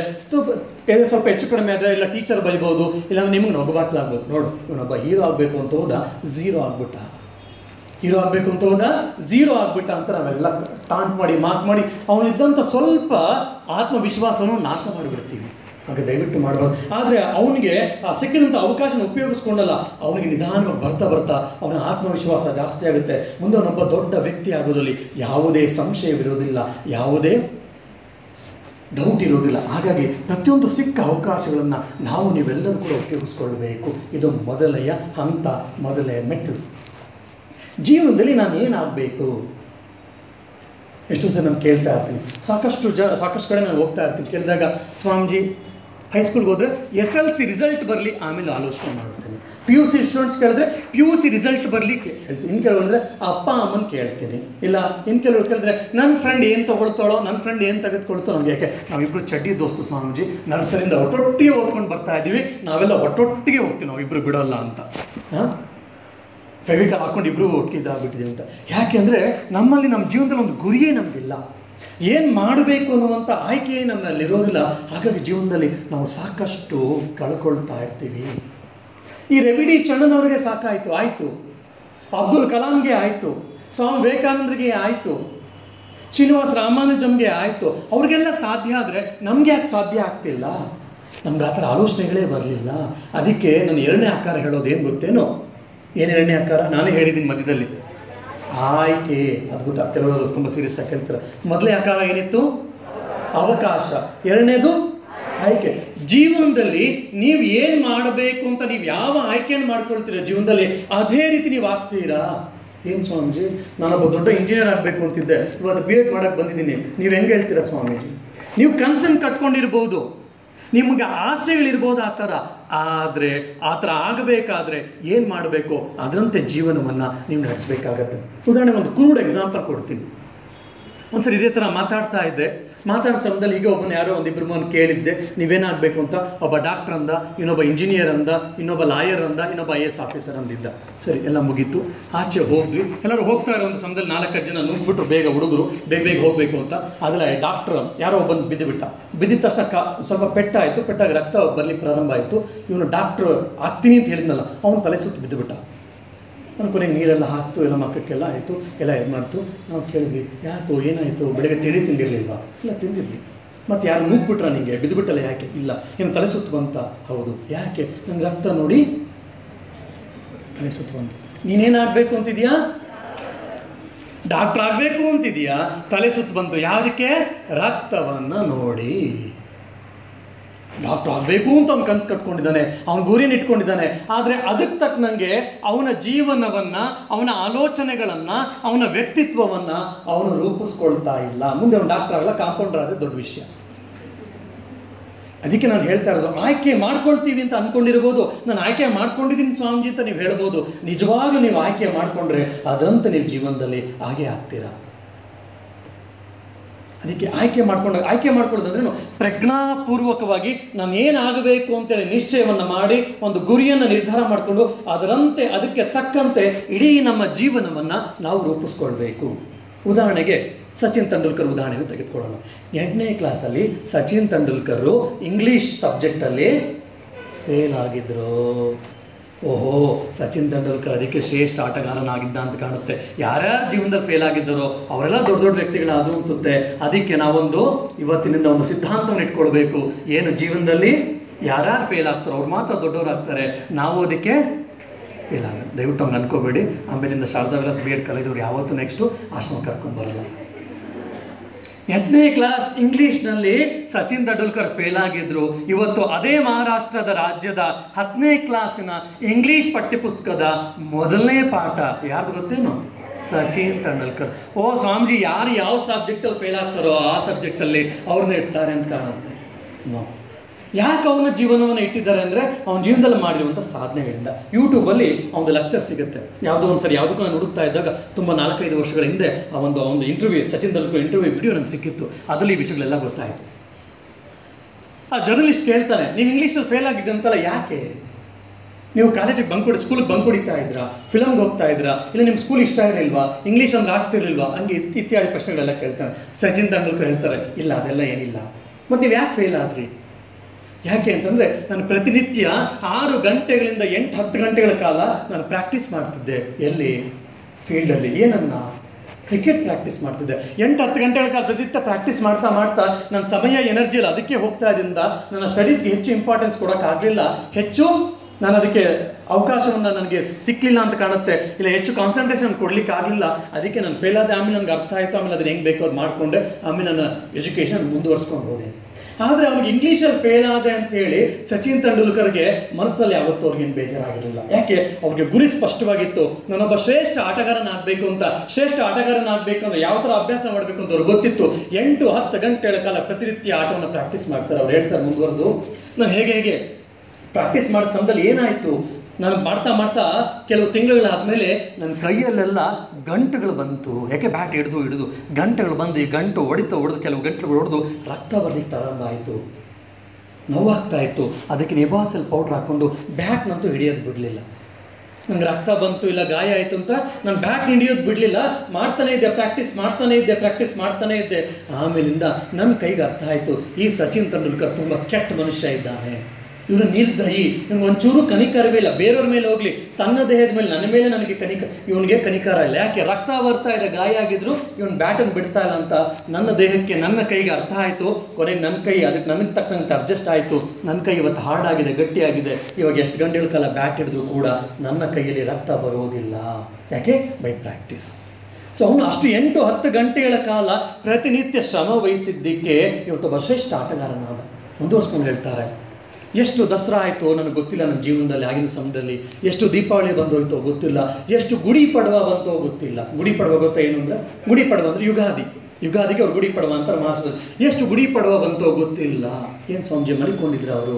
ಇಲ್ಲ, ಅವ್ರು ಯಾವಾಗಲೂ was obsessed with a practice. ಪ್ರತಿನಿತ್ಯ ಪ್ರಾಕ್ಟೀಸ್ ಮಾಡಬೇಕು ಅಂತ ಅವರ ಮನಸ್ಸನ್ನು ಸಂಪೂರ್ಣವಾಗಿ ಅದನ್ನು ಇಟ್ಕೊಂಡಿದ್ರಿಂದ ಅವ್ರಿಗೆ ಹಬ್ಬ ಹರಿದಿನ ಏನು ಬಂತು ಏನೋಯ್ತು ಅದಕ್ಕೆ ಅವ್ರ ಮನಸ್ಸು ಆ ಕಡೆ ಇರಲೇ ಇಲ್ಲ. ಏನೋ ಮನೇಲಿ ಹಬ್ಬ ಇದೆ ತಿನ್ನೋನೇನೋ ಸುಮ್ಮನೆ ತಿನ್ಬಿಟ್ಟು ಹೊಟ್ಟೋಗ್ತಿದ್ರು. His mind was completely filled with practice and achieving the goal. ನೋಡಿ, ಇದನ್ನು ಆಯ್ಕೆ ಮಾಡ್ಕೊಳ್ಳೋದು ಅಂದರೆ ಇದು ನನ್ನ ಪ್ರಕಾರ. ಸುಮ್ಮನೆ ಒಂದು ಗುರಿ ಇಟ್ಕೊಂಡು ನಾನು ಡಾಕ್ಟರ್ ಆಗಬೇಕು, ಪ್ರೈಮ್ ಮಿನಿಸ್ಟರ್ ಆಗಬೇಕು, ಪ್ರೆಸಿಡೆಂಟ್ ಆಗಬೇಕು, ಇಲ್ಲ ಒಬ್ಬ ಫಿಲಮ್ ಆ್ಯಕ್ಟರ್ ಆಗಬೇಕು, ಇಲ್ಲ ಫಿಲಮ್ ಇಂಡಸ್ಟ್ರಿಯಲ್ಲಿ ಅಷ್ಟು ಆಗಬೇಕು, ಇನ್ನೇನೋ ಒಬ್ಬ ಇಂಡಸ್ಟ್ರಿಸ್ಟ್ ಆಗಬೇಕು, ನಾವೆಲ್ಲ ಕನಸಿಗೆ ಕಟ್ಕೊಳ್ತೀವಿ, ಇಲ್ಲ ಅಂತಿಲ್ಲ. ಯಾವುದೋ ಒಂದು ಸಮಯದಲ್ಲಿ ಬರೆಯಕತ್ರ ಕನಸು ಕಟ್ಕೊಂಡ್ರೆ, ಹಗಲು ಕನಸು ಕಂಡ್ರೆ ಸಾಲದು. ಅದರ ಜೊತೆಗೆ ನಮ್ಮನ್ನು ನಾವು ಅದರಂತೆ ನಮ್ಮ ಜೀವನವನ್ನು ರೂಪಿಸ್ಕೊಳ್ಬೇಕು, ನಮ್ಮ ಚಾರಿತ್ರವನ್ನು ರೂಪಿಸ್ಕೊಳ್ಬೇಕು, ಅದರಂತೆ ನಮ್ಮ ಸಮಯವನ್ನು ನಾವು ವಿನಿಯೋಗಿಸೋದನ್ನು ಕಲ್ತ್ಕೊಳ್ಬೇಕು. ಈ ಹಂತದಲ್ಲಿ ಆಯ್ಕೆ ನಿಮ್ಮದೇ. ಇಂಥ ಆಯ್ಕೆನ ಮಾಡಿಕೊಂಡಾಗ ಯಶಸ್ಸು ನಿಮಗೆ ಸಿಗುತ್ತೆ ಅಂತ ನಾನು ಹೇಳ್ತಾ ಇರೋದು. ಅವಕಾಶ, ಭಗವಂತ ಕೊಟ್ಟಿರುವಂಥ ಅವಕಾಶ ಪ್ರತಿಯೊಬ್ಬರಿಗೂ ಕೊಡ್ತಾನೆ. ಅಂಥ ಅವಕಾಶವನ್ನು ನೀವು ಹೇಗೆ ಉಪಯೋಗಿಸ್ಕೊಳ್ತೀವೋ ಅದು ನಮ್ಮ ಮೇಲೆ ನಿರ್ಭರ ಆಗಿರುತ್ತೆ. ಒಂದು. ಎರಡನೇದು, ಜೀವನದಲ್ಲಿ ಹೇಗಿರಬೇಕು ಅಂತ ಆಯ್ಕೆ ಮಾಡ್ಕೊಳ್ತೀರಾ, ಅದು ನಿಮ್ಮ ಜೀವನದ ಎರಡನೇ ಅತ್ಯಂತ ಮುಖ್ಯವಾದ ಮೆಟ್ಟಿಲು ಯುವ ಭಾರತೀಯರೇ. ಯಾಕೆ? ನೀವು ಫಾರ್ ಅನ್ ಎಕ್ಸಾಂಪಲ್ ಅಬ್ದುಲ್ ಕಲಾಂರ ಜೀವನದಲ್ಲೇ ನೋಡಿ. ಅವ್ರು ಹೇಗೇನು ಒಂದು ಹಳ್ಳಿಯಿಂದ ಬಂದಂಥವ್ರು, ಗೌರ್ಮೆಂಟ್ ಶಾಲೆಯಿಂದ ಓದಿ ಬಂದಿರೋಂಥವ್ರು. ಒಂದ್ಸರಿ ಅವರು ಅವರ ಟೀಚರ್ ಆದವರು ಎಷ್ಟೆಲ್ಲ ಕನಸುಗಳು ಕಟ್ಬೋದು ಮಕ್ಕಳಲ್ಲಿ ಒಂದು ಉದಾಹರಣೆ ಇದು. ಇನ್ನೊಂದು, ನಮ್ಮಲ್ಲಿ ಉನ್ನತವಾದ ಆಲೋಚನೆ ಚಿಕ್ಕವರಿಂದ ಇಟ್ಕೊಂಡು ನಾವು ಅದರಂತೆ ನಾವು ಬೆಳೆದ್ರೆ ಏನೆಲ್ಲ ಸಾಧಿಸ್ಬೋದು ಅನ್ನೋದಕ್ಕೂ ಕೂಡ ಉದಾಹರಣೆ. ಒಂದ್ಸರಿ ಅವರು ಮತ್ತು ಅವರು ಸೈನ್ಸ್ ಟೀಚರು ಇಬ್ಬರು ಕೂಡ ರಾಮೇಶ್ವರದ ಸಮುದ್ರ ದಂಡೆಯಲ್ಲಿ ಇಬ್ಬರು ಕೂತ್ಕೊಂಡು ಸಾಯಂಕಾಲ ಹಟೆ ಹೊಡಿತಾ ಇರ್ತಾರೆ, ಲೋಕಾಭಿನವ ಮಾತಾಡ್ತಾ ಇರ್ತಾರೆ. ಇದೊಂದು 50-60 ವರ್ಷದ ಹಿಂದಿನ ಕತೆ. ಸೊ ಅದನ್ನ ನೆನಪಲ್ಲಿ ಇಟ್ಕೋಬೇಕು. ಮೇಲ್ಗಡೆ ಒಂದು ವಿಮಾನ ಹೋಯ್ತು. ನಾವೆಲ್ಲ ಚಿಕ್ಕವರಿದ್ದಾಗ ಏನೋ ವಿಮಾನ ಶಬ್ದ ಕೇಳಿದ್ರೆ ಇಮಿಡಿಯೇಟಾಗಿ ಮನೆಯಿಂದ ಓಡಿ ಬಂದುಬಿಡ್ತಿದ್ವಿ. ಅವಾಗ ವಿಮಾನ ನೋಡಿದೆ ಒಂದು ದೊಡ್ಡ ಹಬ್ಬ ನಮಗೆ. ವಿಮಾನ ಬಂತು ನೋಡು, ವಿಮಾನ ಬಂತು. ಈಗೆಲ್ಲ ತುಂಬ ವಿಮಾನಗಳು ಎಲ್ಲ ನೋಡಿಬಿಟ್ಟಿದ್ದರೆ ನಿಮ್ಗೇನದೊಂದು ಹಬ್ಬ ಇಲ್ಲ. ಇನ್ನು ನಮಗಿನ ಚಿಕ್ಕವರಿದ್ದಾಗ ಅವರು ನಮ್ಮ ಅಣ್ಣವ್ರು ಹೇಳ್ತಿದ್ರು, ಊರಲ್ಲಿ ಏನೋ ಒಂದು ಕಾರ್ ಬಂತು ಅಂದರೆ ಎಲ್ಲ ಜನ ಹೊಟ್ಟೋಗೋರು ಅಂತ. ಯಾಕೆ? ಅವಾಗೊಂದು ಕಾರ್ ಬಂದರೆ ಒಂದು ದೊಡ್ಡ ವಿಷಯ, ಅದೊಂಥರ ಮ್ಯೂಸಿಯಂ ಫಿಗರ್ ಇದ್ದಂಗೆ. ಸೊ ಎಲ್ಲ ಜನ ಓಡೋಗುವಂಥ ಕಾರು ನೋಡೋಕ್ಕೆ, ಕಾರು ಮುಟ್ಟಿದ್ರು ಏನೋ ಒಂದು ನಾನೇನೋ ಮಾಡಿದೆ ಅಂತ ಆ ಥರ. ಸೊ ನಾವು ಕೂಡ ಚಿಕ್ಕವರಿದ್ದಾಗ ವಿಮಾನ ಬಂತು ಅಂದರೆ ಮನೆಯಿಂದ ಎಲ್ಲ ಕೆಲಸ ಬಿಟ್ಟು ಆಚೆ ಓಡಿ ಬರ್ತಿದ್ವಿ, ವಿಮಾನ ನೋಡೋದು ವಿಮಾನ ಹೋಗ್ತಾ ಇದೆ ಅಂತ. ಅದೇ ಥರ ಒಂದು ವಿಮಾನ ಹೋಯ್ತು.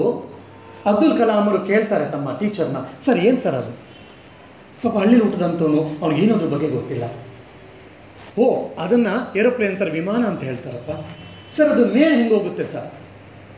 ಅದಕ್ಕೆ ವೈಟ್ ಪೆಟ್ರೋಲ್ ಅಂತ ಹೇಳ್ತಾರೆ, ವೈಟ್ ಪೆಟ್ರೋಲ್ ಹಾಕ್ತಾರೆ ಅಲ್ಲಿ, ಅದನ್ನು ಉಪಯೋಗಿಸ್ಕೊಂಡು ಹೋಗುತ್ತೆ. ಅಲ್ಲ ಸರ್, ಕೆಳಗಿಂದ ಮೇಲಕ್ಕೆ ಹೆಂಗೆ ಹೋಯ್ತು ಸರ್? ಅವ್ರು ಹೇಳ್ತಾರೆ, ನಂಗೆ ಗೊತ್ತಿಲ್ಲ ಕಣ. ನೋಡಿ, ಅವನು ಪ್ರಾಮಾಣಿಕವಂತಹ ಶಿಕ್ಷಕನಾಗಿದ್ದಳು. ಇಲ್ಲಿಂದ ಮೇಲಕ್ಕೆ ಯಾವ ರೀತಿ ಅದು ಹೋಗುತ್ತೆ, ಹಾರುತ್ತೆ ಅಂತ ಕೇಳಿದ್ದೀನಿ, ಹೆಂಗೆ ಹಾರುತ್ತೆ, ಯಾವ ತತ್ವದ ಮೇಲೆ, ಯಾವ ಪ್ರಿನ್ಸಿಪಲ್ಸ್ ಮೇಲೆ ಹಾರುತ್ತೆ ನನಗೆ ಗೊತ್ತಿಲ್ಲ. ಆದರೆ ನನಗೊಂದು ಬಯಕೆ ಇದೆ ಕಣೋ, ನೀನು ತಿಳಿಸ್ತೀಯಾ? ನೀನು ಅದನ್ನು ಮಾಡ್ತೀಯಾ?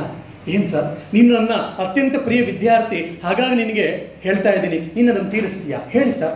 ನೀನು ಇಂಥ ಒಂದು ವಿಮಾನವನ್ನು, ಇಲ್ಲ ವಿಮಾನ ಸಂಬಂಧ ಇದೇ ರೀತಿ ಯಾವುದಾದ್ರೂ ಬೇರೆ ಬೇರೆ ವಸ್ತುಗಳು ಆಕಾಶದಲ್ಲಿ ಅಂಬರದಲ್ಲಿ ಹಾರಾಡುವಂತಹದ್ದನ್ನು ನೀನೇನಾದರೂ ಮಾಡಬೇಕು ಅಂತ ಒಂದು ಕನಸು, ಆಸೆ ನನಗಿದೆ. ನನಗಂತೂ ಆಗಲಿಲ್ಲ, ನೀನಾದರೂ ಮಾಡಿ ನನ್ನ ಆಸೆಯನ್ನು ತೀರಿಸ್ತೀಯಾ ಅಂತ ಕೇಳ್ತಾರೆ ಅವ್ರ ಟೀಚರು. ಅಬ್ದುಲ್ ಕಲಾಂ ಹೇಳ್ತಾರೆ, ಆಯ್ತು ಸರ್, ನಾನು ಮಾತು ಕೊಡ್ತೀನಿ, ಮಾಡ್ತೀನಿ ಅಂತ. ಅವತ್ತು 7-8ನೇ ಕ್ಲಾಸಿನ ವಿದ್ಯಾರ್ಥಿಯ ಮನಸ್ಸಿನಲ್ಲಿ ಆ ಟೀಚರ್ ಬಿತ್ತಿದಂಥ ಬೀಜ ಕೊನೆಗೆ ಎಲ್ಲಿವರೆಗೂ ತೆಗೆದುಕೊಂಡು ಹೋಯಿತು? ಮಿಸೈಲ್ ಮ್ಯಾನ್ ಆಫ್ ಇಂಡಿಯಾವರೆಗೂ ತೆಗೆದುಕೊಂಡು ಹೋಯಿತು. ನಾವು ನೀವು ಶಿಕ್ಷಕಿಯರು ಏನೆಲ್ಲ ಮಾಡ್ಬೋದು ನೋಡಿ. ನಾವು ಹೇಳಿಬಿಟ್ರೆ ಮಕ್ಕಳು ಕೇಳಿಬಿಡ್ತಾರಾ ಅಂತೆಲ್ಲ ನಮಗೆಲ್ಲ ಇರುತ್ತೆ, ನಕಾರಾತ್ಮಕವಾದ ಮನೋಭಾವನೆ. ಅದಕ್ಕೆ ಸ್ವಾಮಿ ಹೇಳ್ತಾರೆ, ಒಳ್ಳೆಯ ವಿಷಯಗಳಲ್ಲಿ, ಒಳ್ಳೆಯ ವಸ್ತುಗಳಲ್ಲಿ ದೃಢವಾದ ನಂಬಿಕೆ ಬಂದು ನಮಗಿರಬೇಕು ಅಂತ ಹೇಳಿ. ನೋಡಿ, ಆವತ್ತು ಅವರ ಟೀಚರು ಆ ಬಿತ್ತಿದಂಥ ಬೀಜ ಅವನ ಮನಸ್ಸಿನಲ್ಲಿ ಐಡಿಯಾ ಕೊನೆಗೆ ಎಲ್ಲಿವರೆಗೂ ಕರ್ಕೊಂಡು ಹೋಗ್ತು ಅಂದರೆ ಅಬ್ದುಲ್ ಕಲಾಂನ ಮಿಸೈಲ್ ಮ್ಯಾನ್ ಆಫ್ ಇಂಡಿಯಾ ಅವ್ರಿಗೂ ಕರ್ಕೊಂಡು ಹೋಯ್ತು. ಅದೊಬ್ಬ ಟೀಚರ್ದು ಇನ್ನೊಂದು ಆ ರೀತಿ ಆಲೋಚನೆ ಮಾಡ್ತಾ ಅವ್ರು ಕಷ್ಟಪಟ್ಟು ಓದ್ತಾರೆ. ಮನೆಗೆ ಅವರು ಕೂಡ ಹೈಸ್ಕೂಲ್ ಟೈಮಲ್ಲಿ ಏನು ಮಾಡ್ತಿದ್ರು, ಮನೆಗೆ ನ್ಯೂಸ್ ಪೇಪರ್ ಹಾಕ್ತಾಯಿದ್ರು ಅವ್ರ ಬಯೋಗ್ರಫಿ ಯಾರ್ದು ಓದಿದ್ರೆ. ಬಟ್ ಅವ್ರ ಜೀವನದಲ್ಲಿ ನಾನು ಅದ್ಭುತವಾದ, ಉತ್ಕೃಷ್ಟವಾದ, ಉನ್ನತವಾದ ಜೀವನವನ್ನು ಮಾಡಬೇಕು, ಆ ರೀತಿ ಆಕಾಶದಲ್ಲಿ ಹಾರಾಡುವಂಥ ವಸ್ತುಗಳನ್ನು ನಾನು ರೂಪಿಸಬೇಕು, ನಾನು ಅದನ್ನು ಡಿಸೈನ್ ಮಾಡಬೇಕು ಅನ್ನುವಂಥ ಆಯ್ಕೆಯನ್ನು ಅವ್ರು ಮಾಡಿಕೊಂಡ್ರು. ಆ ಥರ ಆಗಿಬಿಟ್ರು. ಅದಕ್ಕೆ ಅವ್ರ ಜೀವನವನ್ನು ಅದೇ ರೀತಿ ಅವರು ರೂಪಿಸ್ಕೊಂಡಿದ್ರು. ಹಾಗಾಗಿ ಆಯ್ಕೆ ಯಾರ್ದು? ನಿಮ್ಮದೇ ಆಯ್ಕೆ, ನಿಮ್ಮದೇ ಜೀವನ. ಆ ಸ್ವಾತಂತ್ರ್ಯವನ್ನು ಭಗವಂತ ಕೊಟ್ಟಿದ್ದಾನೆ. ಅದ್ರ ತಕ್ಕನಂಗೆ ಆಯ್ಕೆಯನ್ನು ನೀವು ಮಾಡಿಕೊಂಡು ಅದರಂಗೆ ನೀವು ಮಾಡಬೇಕು. ಅವಕಾಶ ನಿಮ್ಮದೇ, ಭಗವಂತ ಕೊಟ್ಟಿದ್ದಾನೆ. ಅದಕ್ಕೆ ಉಪಯೋಗಿಸ್ಕೊಂಡು ಆಯ್ಕೆ ನೀವು ಮಾಡಿಕೊಂಡಾಗ 3ನೇ ಆಕಾರ ಏನಪ್ಪ ಅಂದರೆ ಆರೋಹಣ. ಏನು ಆರೋಹಣ ಅಂದರೆ? ಏನು? ಮೆಟ್ಲು ಹತ್ತೋದಲ್ವಾ? ಸ್ವಾಮೀಜಿ ನಮ್ಮದು ಶಾರದಾ ವಿಲಾಸ್ ಬೇಡ್ ಕಾಲೇಜಲ್ಲಿ ಫಸ್ಟ್ ಫ್ಲೋರಲ್ಲಿದೆ ನಮ್ಮದು ಕ್ಲಾಸ್ ರೂಮ್ಸು. ನಾವು ಆರೋಹಣ ಮಾಡ್ತಾ ಇರ್ತೀವಿ, ಅಸೆಂಡಿಂಗ್ ಅದರನ್ನು ಆರೋಹಣ, ಅಸೆಂಡಿಂಗ್ ಆರ್ಡರ್, ಡಿಸೆಂಡಿಂಗ್ ಆರ್ಡರ್ ಎಲ್ಲ ಕೇಳಿರ್ತೀರ. ಏನು ಆರೋಹಣ ಅಂದರೆ? ಬೆಳವಣಿಗೆ. ಯಾವ ಥರ ಬೆಳವಣಿಗೆ? ಯಾಕಂದ್ರೆ ನಾವು ಚಿಕ್ಕವರಿದ್ದಾಗ, ಚಿಕ್ಕ ಮಕ್ಕಳಿದ್ವಿ, ಅಂಬೆಗಾಲ ಇಟ್ಕೊಂಡು ಹೋಗ್ತಾ ಇದ್ವಿ, ದೇಕೊಂಡು ಹೋಗ್ತಿದ್ವಿ. ಈಗ ಎರಡೇ ಕಾಲ ಹಿಡಿತೀವಿ, ದೊಡ್ಡವರಾಗಿದ್ವಿ, ಬೆಳೆದಿದ್ದೀವಿ, ಎಲ್ಲ ಬೆಳವಣಿಗೆ ನಮ್ಮಲ್ಲಿ ಆಗ್ಬಿಟ್ಟಿದೆ ಆಗಲೇ ಅಲ್ವಾ? ಶಾರೀರಿಕ ಬೆಳವಣಿಗೆ ನಮ್ಮಲ್ಲಿ ಆಗಲೇ ಆಗಿದೆ. ಅಂತಹ ಆರೋಹಣವೇ? ಎಂತಹ ಆರೋಹಣ? ವ್ಯಕ್ತಿತ್ವದ ಆರೋಹಣ, ಅದ್ಭುತವಾದ ಮಾನಸಿಕ ಆರೋಹಣ, ಬೌದ್ಧಿಕ ಆರೋಹಣ, ಭಾವನಾತ್ಮಕವಾದ ಆರೋಹಣ. ಇದೆಲ್ಲವನ್ನು ಸಂಪೂರ್ಣವಾಗಿ ಒಂದೇ ಒಂದು ನಿಮ್ಮ ವಿದ್ಯಾರ್ಥಿ ಹೇಳ್ದಂಗೆ, ನಿಮ್ಮ ಸ್ನೇಹಿತ ಹೇಳ್ದಂಗೆ ಒಂದೇ ಒಂದು ಪದ ಅಂದರೆ ವ್ಯಕ್ತಿತ್ವದ ಆರೋಹಣ ನಮ್ಮಲ್ಲಿ ಆಗಬೇಕು. ಅದಕ್ಕೆ ನಮ್ಮ ವ್ಯಕ್ತಿತ್ವವನ್ನು ನಾವು ರೂಪಿಸ್ಕೊಳ್ಬೇಕು. ನೀವೇನಾದರೂ ನಿಮ್ಮ ವ್ಯಕ್ತಿತ್ವವನ್ನು ಸರಿಯಾಗಿ ರೂಪಿಸ್ಕೊಂಡ್ರಿ ಅಂದರೆ ನಿಮ್ಮ ಕೆಳಗಡೆ ಬರುವಂತಹ, ನಿಮ್ಮ ಇಡೀ ಟೀಚಿಂಗ್ ಪ್ರೊಫೆಷನ್ ಬರುವಂಥ ಸಾವಿರಾರು ಜನ ವಿದ್ಯಾರ್ಥಿನಿಯರಿಗೆ ನೀವು ಆದರ್ಶಪ್ರಾಯರಾಗಿರ್ಬೋದು. ಎಷ್ಟೋ ಸರಿ ನಾನು ಟೀಚರ್ಸ್ಗೆ ಪಾಠ ಮಾಡಲಿಕ್ಕೆ ಹೋದಾಗ ಹೇಳ್ತಿರ್ತಾರೆ, ಸ್ವಾಮೀಜಿ ನೀವೆಲ್ಲ ಪಾಠ ಮಾಡಬೇಕಾದ್ರೆ, ಇಲ್ಲ ನೀವೆಲ್ಲ ಸ್ಟೂಡೆಂಟ್ಸ್ ಆದಾಗ ನೀವು ನಿಮ್ಮ ಟೀಚರ್ಸ್ ಮಾತನ್ನು ಕೇಳ್ತಿದ್ರಿ. ಆದರೆ ಇವತ್ತು ಆಗಿಲ್ಲ, ಮಕ್ಕಳು ನಮ್ಮ ಮಾತನ್ನು ಕೇಳಲ್ಲ. ನಾನು ಹೇಳ್ತಾ ಇರ್ತೀನಿ, ನೀವೆಂಥ ದುಷ್ಟರನ್ನು, ಎಂಥ ಪಟಿಂಗರನ್ನು, ಎಂತಹ ಏನೇನಂತ ನೀವು ಏನು ಬೇಕೋ ಅಬ್ಜೆಕ್ಟಿವ್ಸ್, ಎಂತಹ 5ನೇ ಕ್ಲಾಸ್ ಹುಡುಗರಿಂದ IAS ಮಾಡ್ತಿರೋಂಥ ಎಂಥ ಹುಡುಗರನ್ನ ಪುಂಡ್ರನ್ನ ಯಾರು ಬೇಕಾದ್ರೂ ಕರ್ಕೊಂಡು ಬನ್ನಿ, 10 ನಿಮಿಷ ಕೊಡಿ, ಅವ್ರು ಅಷ್ಟೂ ಜನನ್ನ ನನ್ನ ಕೈ ನಾನು ತೆಗೆದುಕೊಳ್ತೀನಿ, ಆ ಅವಿಶ್ವಾಸ ನನಗಿದೆ ಅಂತೇಳಿ. ಹೆಂಗೆ ಸ್ವಾಮೀಜಿ? ನಾನು ಹೇಳ್ತಿರ್ತೀನಿ ಯಾವಾಗ, ಯಾಕಂದರೆ ನಿಮಗೆ ಸಮಸ್ಯೆ ಇರೋದು ಗೊತ್ತೇನು? 3 ಸಮಸ್ಯೆ ಇವತ್ತಿನ ಶಿಕ್ಷಕಿಯರಿಗೆ. ಒಂದು, ನಮ್ಮಲ್ಲಿ ಮಾಸ್ಟ್ರಿ ಇಲ್ಲ ಸಬ್ಜೆಕ್ಟ್ ಮೇಲೆ, ಕಂಟೆಂಟ್ ಮೇಲೆ ಮಾಸ್ಟ್ರಿ ಇಲ್ಲ ನಮ್ಗೆ ಯಾರಿಗೂ. ಮಗ್ಗಿ 3, 6, 9 ಬ್ರಹ್ಮ ಬಂದರು ಸತ್ಯ, 6, 3, 9 ನಮ್ಮ ಟೀಚರ್ ಹೇಳ್ಕೊಡ್ಲಿಲ್ಲ, ಸಿಲೆಬಸ್ಸಲ್ಲಿ ಇರಲಿಲ್ಲ, ಕಂಟೆಂಟ್ ಹೋಲ್ಡ್ ನಮಗೆ ಇರಲ್ಲ ಸಾಮಾನ್ಯವಾಗಿ. ಒಂದು. ಎರಡನೇದು ಆ ಟೀಚಿಂಗ್ ಸ್ಕಿಲ್ಸ್, ಕಮ್ಯುನಿಕೇಷನ್ ಸ್ಕಿಲ್ಸ್ ಎಂಥದ್ದು, ಇದು ನಮ್ಮ ಇವತ್ತಿನ ಶಿಕ್ಷಕರಲ್ಲಿ ತುಂಬ ಜನರಲ್ಲಿ ಕೊರತೆ. ಕಮ್ಯುನಿಕೇಷನ್ ಸ್ಕಿಲ್ಸ್, ಟೀಚಿಂಗ್ ಸ್ಕಿಲ್ಸ್ ಎರಡನೇದು. ಮೂರನೇದು ಇನ್ನೊಂದೇನಪ್ಪ ಅಂದರೆ, ಏನಾದರೂ ಆಗಲಿ ನನಗೆ ಗೊತ್ತಿರುವಂಥ ವಿಷಯವನ್ನು ಕೂತಿರುವಂಥ ಪ್ರತಿಯೊಬ್ಬನಿಗೂ ಅರ್ಥವನ್ನು ಮಾಡಿಸಿ, ಅವನಿಗೆ ಸರಿಯಾದ ರೀತಿ ಅವನಿಗೆ ಅರ್ಥವನ್ನು ಮಾಡಿಸಿ, ಅವನಿಗೆ ಇನ್ಫಾರ್ಮೇಷನ್ ಕೊಟ್ಟು ಅವನನ್ನು ಮೋಟಿವೇಟ್ ಮಾಡಬೇಕು. ಒಂದು ಇನ್ಫಾರ್ಮೇಷನ್ ಕೊಡೋದು, ಮಾಹಿತಿಯನ್ನು ಕೊಡೋದು, ಮತ್ತು ಅವನನ್ನು ಉತ್ತೇಜನವನ್ನು ಮಾಡುವಂಥದ್ದು, ಅವನಲ್ಲಿ ಒಂದು ಸ್ಫೂರ್ತಿಯನ್ನು ಬರುವಂತಹ ಇಂತಹ ಆಲೋಚನೆ, ಈ 3 ಯಾವಾಗ ಇರೋದಿಲ್ವೋ ನಾವು ಸರಿಯಾದ ಶಿಕ್ಷಕಿಯರು ಆಗುವುದಿಲ್ಲ. ಅದಕ್ಕೆ ಸರಿಯಾದ ಅಧ್ಯಯನ ನಮಗೆ ಬೇಕಾಗತ್ತೆ, ಸರಿಯಾದ ತಿಳುವಳಿಕೆ ನಮಗೆ ಬೇಕಾಗತ್ತೆ, ಮತ್ತು ಕಮ್ಯುನಿಕೇಷನ್ ಸ್ಕಿಲ್ಸ್, ಲ್ಯಾಂಗ್ವೇಜ್ ಸ್ಕಿಲ್ಸ್.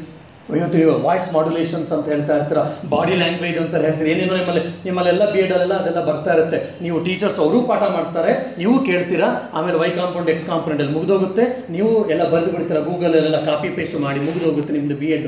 ಕೊನೆಗೆ ಬಂದು ಹೇಳಿದ್ರೆ ಯಪ್ಪ ಲಾಸ್ಟ್ ಬಿಡು ಕೊಟ್ರಲ್ಲೋ ಅಂತೇಳಿ ಪ್ರಿನ್ಸಿಪಲ್ ಹೆಡ್ ಮಾಸ್ಟರ್ನ ಬೈಕ್ ಕೊಡ್ತಾ ಇರ್ತೀರಾ. ನಾನು ಎಷ್ಟೋ ಸರಿ ಹೇಳಿದ್ದೀನಿ, ನೀವು ಲಾಸ್ಟ್ ಬಿಡು ಕೊಡಿ, ಮ್ಯಾಥ್ಸ್ ಬೇಕಾದ್ರೂ ಸರಿ, ಕನ್ನಡ ಬೇಕಾದ್ರೂ ಕೊಡಿ, ಇಂಗ್ಲೀಷ್ ಬೇಕಾದ್ರೂ ಕೊಡಿ, ಸೈನ್ಸ್ ಬೇಕಾದ್ರೂ ಕೊಡಿ, ಅವ್ರಿಗೆ ಅರ್ಥ ಮಾಡೋಂಗೆ ನಾನು ಪಾಠ ಮಾಡ್ತೀನಿ. ಇದು ನಾನು ಅಂತ ಹೇಳಿದಾಗ ಒಬ್ರು ಚಾಲೆಂಜ್ ಮಾಡಿದ್ರು ಒಬ್ಬ ಟೀಚರ್, ಸ್ವಾಮೀಜಿ ಹೆಂಗೆ ಹೇಳಿ ನೋಡೋಣ ಸ್ವಾಮೀಜಿ. ನಾನು ಹೇಳಿದೆ, ಅಮ್ಮನ ಏನು ಪಾಠ ಮಾಡ್ತೀಯಾ ಇವತ್ತು ಏನಾದರೂ ಕ್ಲಾಸ್ಗೆ ಹೋದರೆ? ಸ್ವಾಮೀಜಿ ಇವತ್ತು ಗ್ರಾವಿಟೇಷನಲ್ ಫೋರ್ಸ್ ಇದೆ, ಗುರುತ್ವಾಕರ್ಷಣ ಬಲ, ಅದ್ರ ಬಗ್ಗೆ ಪಾಠ ಮಾಡೋದಿದ್ದೀವಿ. ಟೀಚರ್ಗೆ ಹೇಳಿದೆ, ಗುರುತ್ವಾಕರ್ಷಣ ಬಲ, ಗ್ರಾವಿಟೇಷನಲ್ ಫೋರ್ಸ್ ಪಾಠ ಮಾಡೋಳಿದೆಯಲ್ಲ, ಹೇಗೆ ಮಾಡ್ತೀಯ ಹೇಳು, ಇಂಟ್ರಡಕ್ಷನ್ ಹೆಂಗೆ ಕೊಡ್ತೀಯ? ನಾನು ಹೇಳ್ತೀನಿ, ಏನೋ ಒಂದು ಚಾಕ್ ಪೀಸ್ ಬಿಸಾಕ್ತೀನಿ, ಚಾಕ್ ಪೀಸ್ ಬಿಸಾಕಿದ ತಕ್ಷಣ ಏನಾಯಿತು, ಕೆಳಗೆ ಬಿತ್ತು. ಇನ್ನೊಂದು ವಸ್ತು ತೆಗೆದುಕೊಳ್ತೀನಿ, ಬಿಸಾಕ್ತೀನಿ, ಕೆಳಗೆ ಬಿತ್ತು. ಯಾಕೆ ಬೀಳ್ತದೆ ಅಂತ ಹೇಳಿ ಕೆಲವರು ಹೇಳ್ಬೋದು, ಕೆಲವರು ಹೇಳಿದಿರ್ಬೋದು, ಇದನ್ನೇ ನಾವು ಗುರುತ್ವಾಕರ್ಷಣ ಬಲ ಅಂತ ಹೇಳ್ತೀವಿ, ಇದನ್ನೇ ನಾವು ಗ್ರಾವಿಟೇಷನಲ್ ಫೋರ್ಸ್ ಅಂತ ಹೇಳಿ ಒಂದು ಆ್ಯಕ್ಟಿವಿಟಿ ಮಾಡಿಬಿಟ್ಟು ನಾವು ಸ್ಟಾರ್ಟ್ ಮಾಡ್ತೀವಿ, ಗ್ರಾವಿಟೇಷನಲ್ ಫೋರ್ಸ್ ಅಂತ ಹೇಳಿ ನಾವು ಪುಸ್ತಕದಲ್ಲಿ ಹೇಳ್ಕೊಂಡು ಹೋಗ್ತೀವಿ ಅಂತ ಹೇಳಿದೆ. ಇದು ಒಂದು ಓಕೆ. ನಾನು ಹೇಳಿದೆ, ಗ್ರಾವಿಟೇಷನಲ್ ಫೋರ್ಸ್ ಕಂಡುಹಿಡಿದಿದ್ದೆ ಯಾರು ಕಂಡುಹಿಡಿದು? ಆಲ್ಬರ್ಟ್ ಐನ್ಸ್ಟೈನ್ ಅಲ್ವಾ? Albert Einstein Isaac Newton? ಕರೆಕ್ಟಾಗಿ ಹೇಳಿ, ನನಗೆ ಕನ್ಫ್ಯೂಷನ್ ಇದೆ ಅದಕ್ಕೆ. Albert Einstein Isaac Newton? Last chance, ಪಕ್ಕ confirm? Yes, thank you. Isaac Newton ಒಂದು ಕಥೆ ಇದು. ಐಸಾಕ್ ನ್ಯೂಟನ್ ಗುರುತ್ವಾಕರ್ಷಣ ಬಲ, ಗ್ರಾವಿಟೇಷನ್ ಫೋರ್ಸ್ ಕಂಡಿಡ್ದ, ಗೊತ್ತು. ಎಲ್ಲಿ ಕಂಡಿಡ್ದ, ಯಾವಾಗ ಕಂಡಿಡ್ದ? ಆಪಲ್ ಮರದ ಕೆಳಗೆ ಕೂತಿದ್ದ. ನೋಡಿ, ಆಪಲ್ ಮರದ ಕೆಳಗೆ ಕೂತಿದ್ದ ಯಾರು? ಐಸಾಕ್ ನ್ಯೂಟನ್ನು. ಏನಾಯಿತು? ಆಪಲ್ಲು ಏನಾಯಿತು ನೋಡಿ, ನೀವು ಇದನ್ನೇ ಹೇಳ್ತೀರ ನೋಡಿ. ಐಸಾಕ್ ನ್ಯೂಟನ್ನು ಆಪಲ್ ಮರದ ಕೆಳಗೆ ಕೂತಿದ್ದ, ಆಪಲ್ ಬಿತ್ತು, ಅವನು ಆಲೋಚನೆ ಮಾಡ್ದ, ಗುರುತ್ವಾಕರ್ಷಣ ಬಲ ಕಂಡಿಡ್ದ, ಅವ್ನು ಮಲ್ಕೊಂಡ್ಬಿಡ್ತಾರೆ ಹುಡುಗರೆಲ್ಲ. ಲಾಸ್ಟ್ ಬಿಡ್ ಬೇರೆ, ಅವ್ರಿಗೂ ಸುಸ್ತಾಗಿರುತ್ತೆ, ನಿಮಗೂ ಸುಸ್ತಾಗಿರುತ್ತೆ, ಕಿರ್ಚಿ ಯಪ್ಪ ಅಂತ ಹೇಳಿ ಕಿರ್ಚಿ ನಿಮಗೂ ಸುಸ್ತಾಗಿರುತ್ತೆ. ನೀವು ಹಿಂಗೆ ಪಾಠ ಹೇಳ್ದಂಗೆ ಹೇಳ್ಬಿಡ್ತೀರ, ಮಗ್ಗಿತರ. ಇದೇ ಯಾರು ಕಂಡಿಡ್ದ ಮಕ್ಕಳೇ, ಅವ್ರೊಂದು ಇಂಟ್ರೆಸ್ಟು, ಇನ್ಕ್ವಿಸಿಟಿವ್ ಬರುವ ಹಾಗೆ. ನೀವು ಐಸಾಕ್ ನ್ಯೂಟನ್ ಕಂಡಿಡ್ದ ಅಂತ ಹೇಳಿದ್ರಲ್ಲ, ಎಲ್ಲಿ ಕಂಡಿಡ್ದ ಗೊತ್ತಾ ನಿಮಗೆ? ಹೇಗೆ ಕಂಡಿಡ್ದ ಗೊತ್ತಾ ನಿಮಗೆ? Voice modulation. ಕೆಲವು ಗೊತ್ತಿದೆ, ಹೇಳ್ತಾರೆ. ಇಲ್ಲ ಅಂದರೆ ಆಪಲ್ ಮರದ ಕೆಳಗೆ ಅವ್ನು ಕೂತಿದ್ದ ಮಕ್ಕಳೇ. ಆಪಲ್ ಗೊತ್ತಲ್ಲ, ಆಪಲ್ಲು ಸೇಬು ಕೆಂಪಗಿರುತ್ತಲ್ಲ ಆಪಲ್ಲು. ಇಮ್ಮಿಡಿಯೇಟಾಗಿ ಅವರಲ್ಲಿ ಇಂಟ್ರೆಸ್ಟ್ ಬರೋಕ್ಕೆ ಸ್ಟಾರ್ಟ್ ಆಗುತ್ತೆ. ಅವ್ರು ಆಪಲ್ಲನ್ನು ನೆನಪಿಸ್ಕೊಂಡು ಬಾಯಲ್ಲೆಲ್ಲ ನೀರು ಬರ್ತಾ ಇರುತ್ತೆ. ಸೊ ಆ್ಯಕ್ಟಿವ್ ಆಗ್ತಾರೆ. ಸರಿ, ಅವನು ಆಪಲ್ ಅವನ ತಲೆ ಮೇಲೆ ಬೇತ್ತು, ಪಾಪ ನೋವಾಯ್ತು, ಇರಲಿ. ಆಪಲು, ನೀವು ಆಪಲ್ ಮರದ ಕೆಳಗೆ ಕೂತಿದ್ದೀರಾ ಅಂದ್ಕೊಳ್ಳಿ, ವಿದ್ಯಾರ್ಥಿನಿ ಸ್ಟೂಡೆಂಟ್ಸೇ, ನಿಮ್ಮ ಮೇಲೂ ಆಪಲ್ ಬಿತ್ತು ಅಂತ ಅಂದ್ಕೊಳ್ಳಿ, ಏನು ಮಾಡ್ತೀರಾ? ಏನು ಬಿಡ್ತೀವಿ? ಒಂದು ಜೋರಾಗಿ ಇಡೀ ಕ್ಲಾಸ್ ನಗುತ್ತೆ ಅಲ್ವಾ? ಇನ್ನು ಕೆಲವರು ಇನ್ನೇನೋ ಹೇಳ್ತಾರೆ, ಇನ್ನು ತಗೊಂಡು ಹೋಗ್ತೀನಿ, ಜೋಬ್ರೆ ಇಟ್ಕೊಂಡು ಹೋಗ್ತೀನಿ ಅಂತ ಹೇಳ್ಬೋದು, ತಿಂದೆ ಅಂತ ಹೇಳ್ತಾರಿಲ್ಲ, ಹೊಡಿತೀನಿ ಅಂತ ಹೇಳ್ತಾರೆ, ಏನೋ ಒಬ್ಬರು ಒಂದು ಆನ್ಸರ್ಸ್ ಕೊಡ್ಬೋದು, ಇಲ್ಲ ಅಂತಿಲ್ಲ. ಅದು ಮಾಡಿದಾಗ ಇಡೀ ಕ್ಲಾಸು ನಿಮಗೆ ಗೊತ್ತಿಲ್ದಂಗೆ ಇಡೀ ಕ್ಲಾಸು ಯಾರ ಕೈಗೆ ಹೋಗುತ್ತೆ?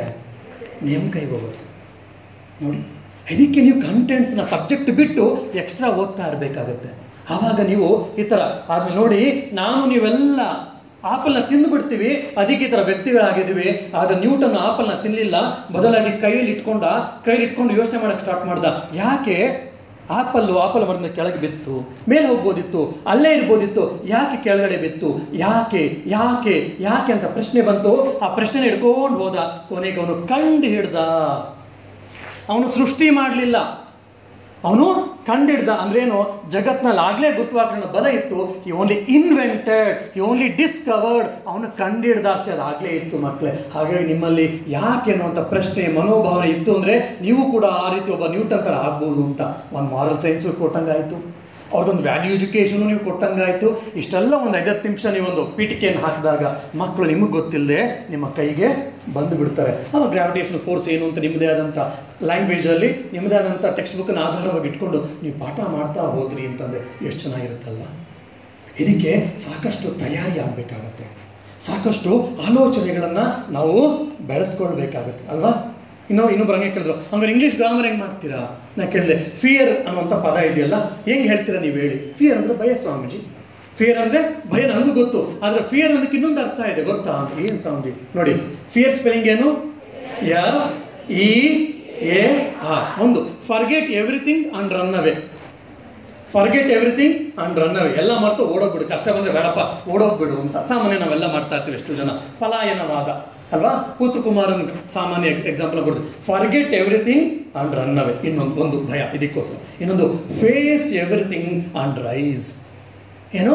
Face everything and rise. ನೋಡಿ, ಫಿಯರ್ ಅನ್ನುವಂಥ ಪದಕ್ಕೆ 2 ಥರ ಅರ್ಥ. ಒಂದು ನಕಾರಾತ್ಮಕವಾದದ್ದು, ಇನ್ನೊಂದು ಸಕಾರಾತ್ಮಕವಾದದ್ದು. ಈ ಥರ ಎಲ್ಲ ಆಲೋಚನೆಗಳನ್ನು ಮಾಡ್ಕೊಳ್ತಾ ನೀವು ಗ್ರಾಮರ್ನ ಸ್ಟಾರ್ಟ್ ಮಾಡೋದಂದ್ರೆ, ಇಂಗ್ಲೀಷ್ ಗ್ರಾಮರ್ ಪಾಠನ ಲಾಸ್ಟ್ ಬಿಡಲಿದ್ರು ಯಾಕೆ ನಿಮ್ಮ ಮಕ್ಕಳು ಕೇಳಲ್ಲ?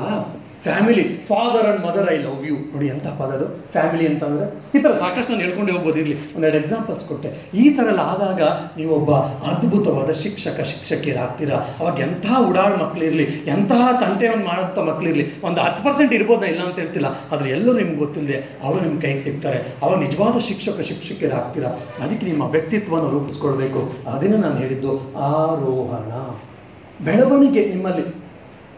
ಬೆಳವಣಿಗೆ ನಿಮ್ಮಲ್ಲಿ ಆಗ್ತಾ ಇರಬೇಕು. ಅದಕ್ಕೆ ನಿಮ್ಮಲ್ಲಿ ಸಾಕಷ್ಟು ಚಿಂತನ ಮಂಥನಗಳು ನಡೀತಾ ಇರಬೇಕು. ನಾನೊಬ್ಬ ಶ್ರೇಷ್ಠ ಶಿಕ್ಷಕ ಆಗಬೇಕು, ಒಬ್ಬ ಶ್ರೇಷ್ಠ ಶಿಕ್ಷಕಿ ಆಗಬೇಕು. ಅದಕ್ಕೇನೇನು ಕಾರಣವನ್ನು ಹೇಳಿದ್ದಾರೆ, ಅದಕ್ಕೇನೇನು ವ್ಯಾಖ್ಯಾನವನ್ನು ಕೊಟ್ಟಿದ್ದಾರೆ, ಅದಕ್ಕೇನು ಅಂಕಿಅಂಶಗಳು ಕೊಟ್ಟಿದ್ದಾರೆ, ಅದಕ್ಕೇನು ಗುರುತುಗಳನ್ನು ಕೊಟ್ಟಿದ್ದಾರೆ, ಅದಕ್ಕೆ ಎಂಥ ವ್ಯಕ್ತಿತ್ವ ನಮಗೆ ಒಬ್ಬ ಟೀಚರ್ಗೆ ಇರಬೇಕು ಅಂತ ಹೇಳಿದ್ದಾರೆ, ಅದನ್ನೆಲ್ಲ ಅರ್ಥ ಮಾಡಿಕೊಂಡು ಅದನ್ನು ರೂಪಿಸ್ಕೊಳ್ಬೇಕಾದವರು ನೀವೇ. ಯಾಕೆ ಟೀಚರ್ ಆಗಬೇಕು ಅಂತ ಆಯ್ಕೆ ಮಾಡಿದವರು ಯಾರು? ನೀವೇ ತಾನೇ. ಇಲ್ಲಾಂಟಿ ಎಲ್ಲೂ ಕೆಲಸ ಸಿಕ್ಕಿಲ್ಲ ಅಂತ ಇದಕ್ಕೆ ಬಂದಿದ್ರೇನು? ಇಲ್ಲ, ನೀವೇ ಆಯ್ಕೆ ಮಾಡೋದ್ರಿಂದ ಜವಾಬ್ದಾರಿ ಯಾರ ಮೇಲಿದೆ? ನಿಮ್ಮ ಮೇಲೆ ಇದೆ. ಆಯ್ಕೆ ನಿಮ್ಮದೇ ಆಗಿರೋದ್ರಿಂದ, ಜವಾಬ್ದಾರಿ ನಿಮ್ಮದೇ ಆಗಿರೋದ್ರಿಂದ ಯಾವಾಗ ನೀವು ಇದನ್ನೆಲ್ಲ ಅರ್ಥ ಮಾಡಿಕೊಂಡು ಪ್ರಜ್ಞಾಪೂರ್ವಕವಾಗಿ ಆನಂದದಿಂದ ಇಷ್ಟಪಟ್ಟಿದ್ದನ್ನೆಲ್ಲ ಮಾಡ್ತಿರೋ, ಅವಾಗೇನಾದ್ರು ಗೊತ್ತೇನೋ, you can be the best teachers in the world. ಇಲ್ಲೇ ರಾಮಕೃಷ್ಣ ಅಂತ ಹೇಳಿ ಒಬ್ಬರು ಮ್ಯಾಥ್ಸ್ ಟೀಚರ್ ಇದ್ದಾರೆ. ಯಾರ್ದವ್ರು ಕೇಳಿದ್ದೀರಾ? ವಿದ್ಯಾವರ್ಧಕ ಶಾಲೆ, ಗೋಕುಲಮಲ್ಲಿ ವಿದ್ಯಾವರ್ಧಕ ಶಾಲೆ ಇದೆ ಗೊತ್ತಲ್ವಾ? ಅಲ್ಲಿ ರಾಮಕೃಷ್ಣ ಅಂತ ಗೌರ್ಮೆಂಟಲ್ಲಿ ಇದ್ರು. ಅವರು ಗೌರ್ಮೆಂಟಲ್ಲಿ ಏಡೆಡ್ ಕಾಲೇಜಲ್ಲಿ, ಏಡೆಡ್ ಸ್ಕೂಲಲ್ಲಿ ಪಾಠ ಮಾಡ್ತಿದ್ರು. ಅದಾದಮೇಲೆ ಅವರನ್ನು ಇವತ್ತು ವಿದ್ಯಾವರ್ಧಕ ಸ್ಕೂಲ್ ಅವರು ಅಬ್ಸರ್ವ್ ಮಾಡ್ಕೊಂಡಿದ್ದಾರೆ, ರಿಟೈರ್ಡ್ ಆದಮೇಲೂ ಕೂಡ. ಅವರು ಪಾಠ ಮಾಡ್ತಾ ಇದ್ದಿದ್ದು ಎಲ್ಲಿ? ಏಡೆಡಲ್ಲೂ ಸರ್ಕಾರಿ ಶಾಲೆಯಲ್ಲಿ. ಅದು ಎಲ್ಲಿದೆ? ಸ್ಲಮ್ ಏರಿಯಾ ಇದೆ. ಅಲ್ಲಿ ಬರ್ತಿದ್ದ ಮಕ್ಕಳೆಲ್ಲ ಯಾರು? ಸ್ಲಮ್ ಮಕ್ಕಳು.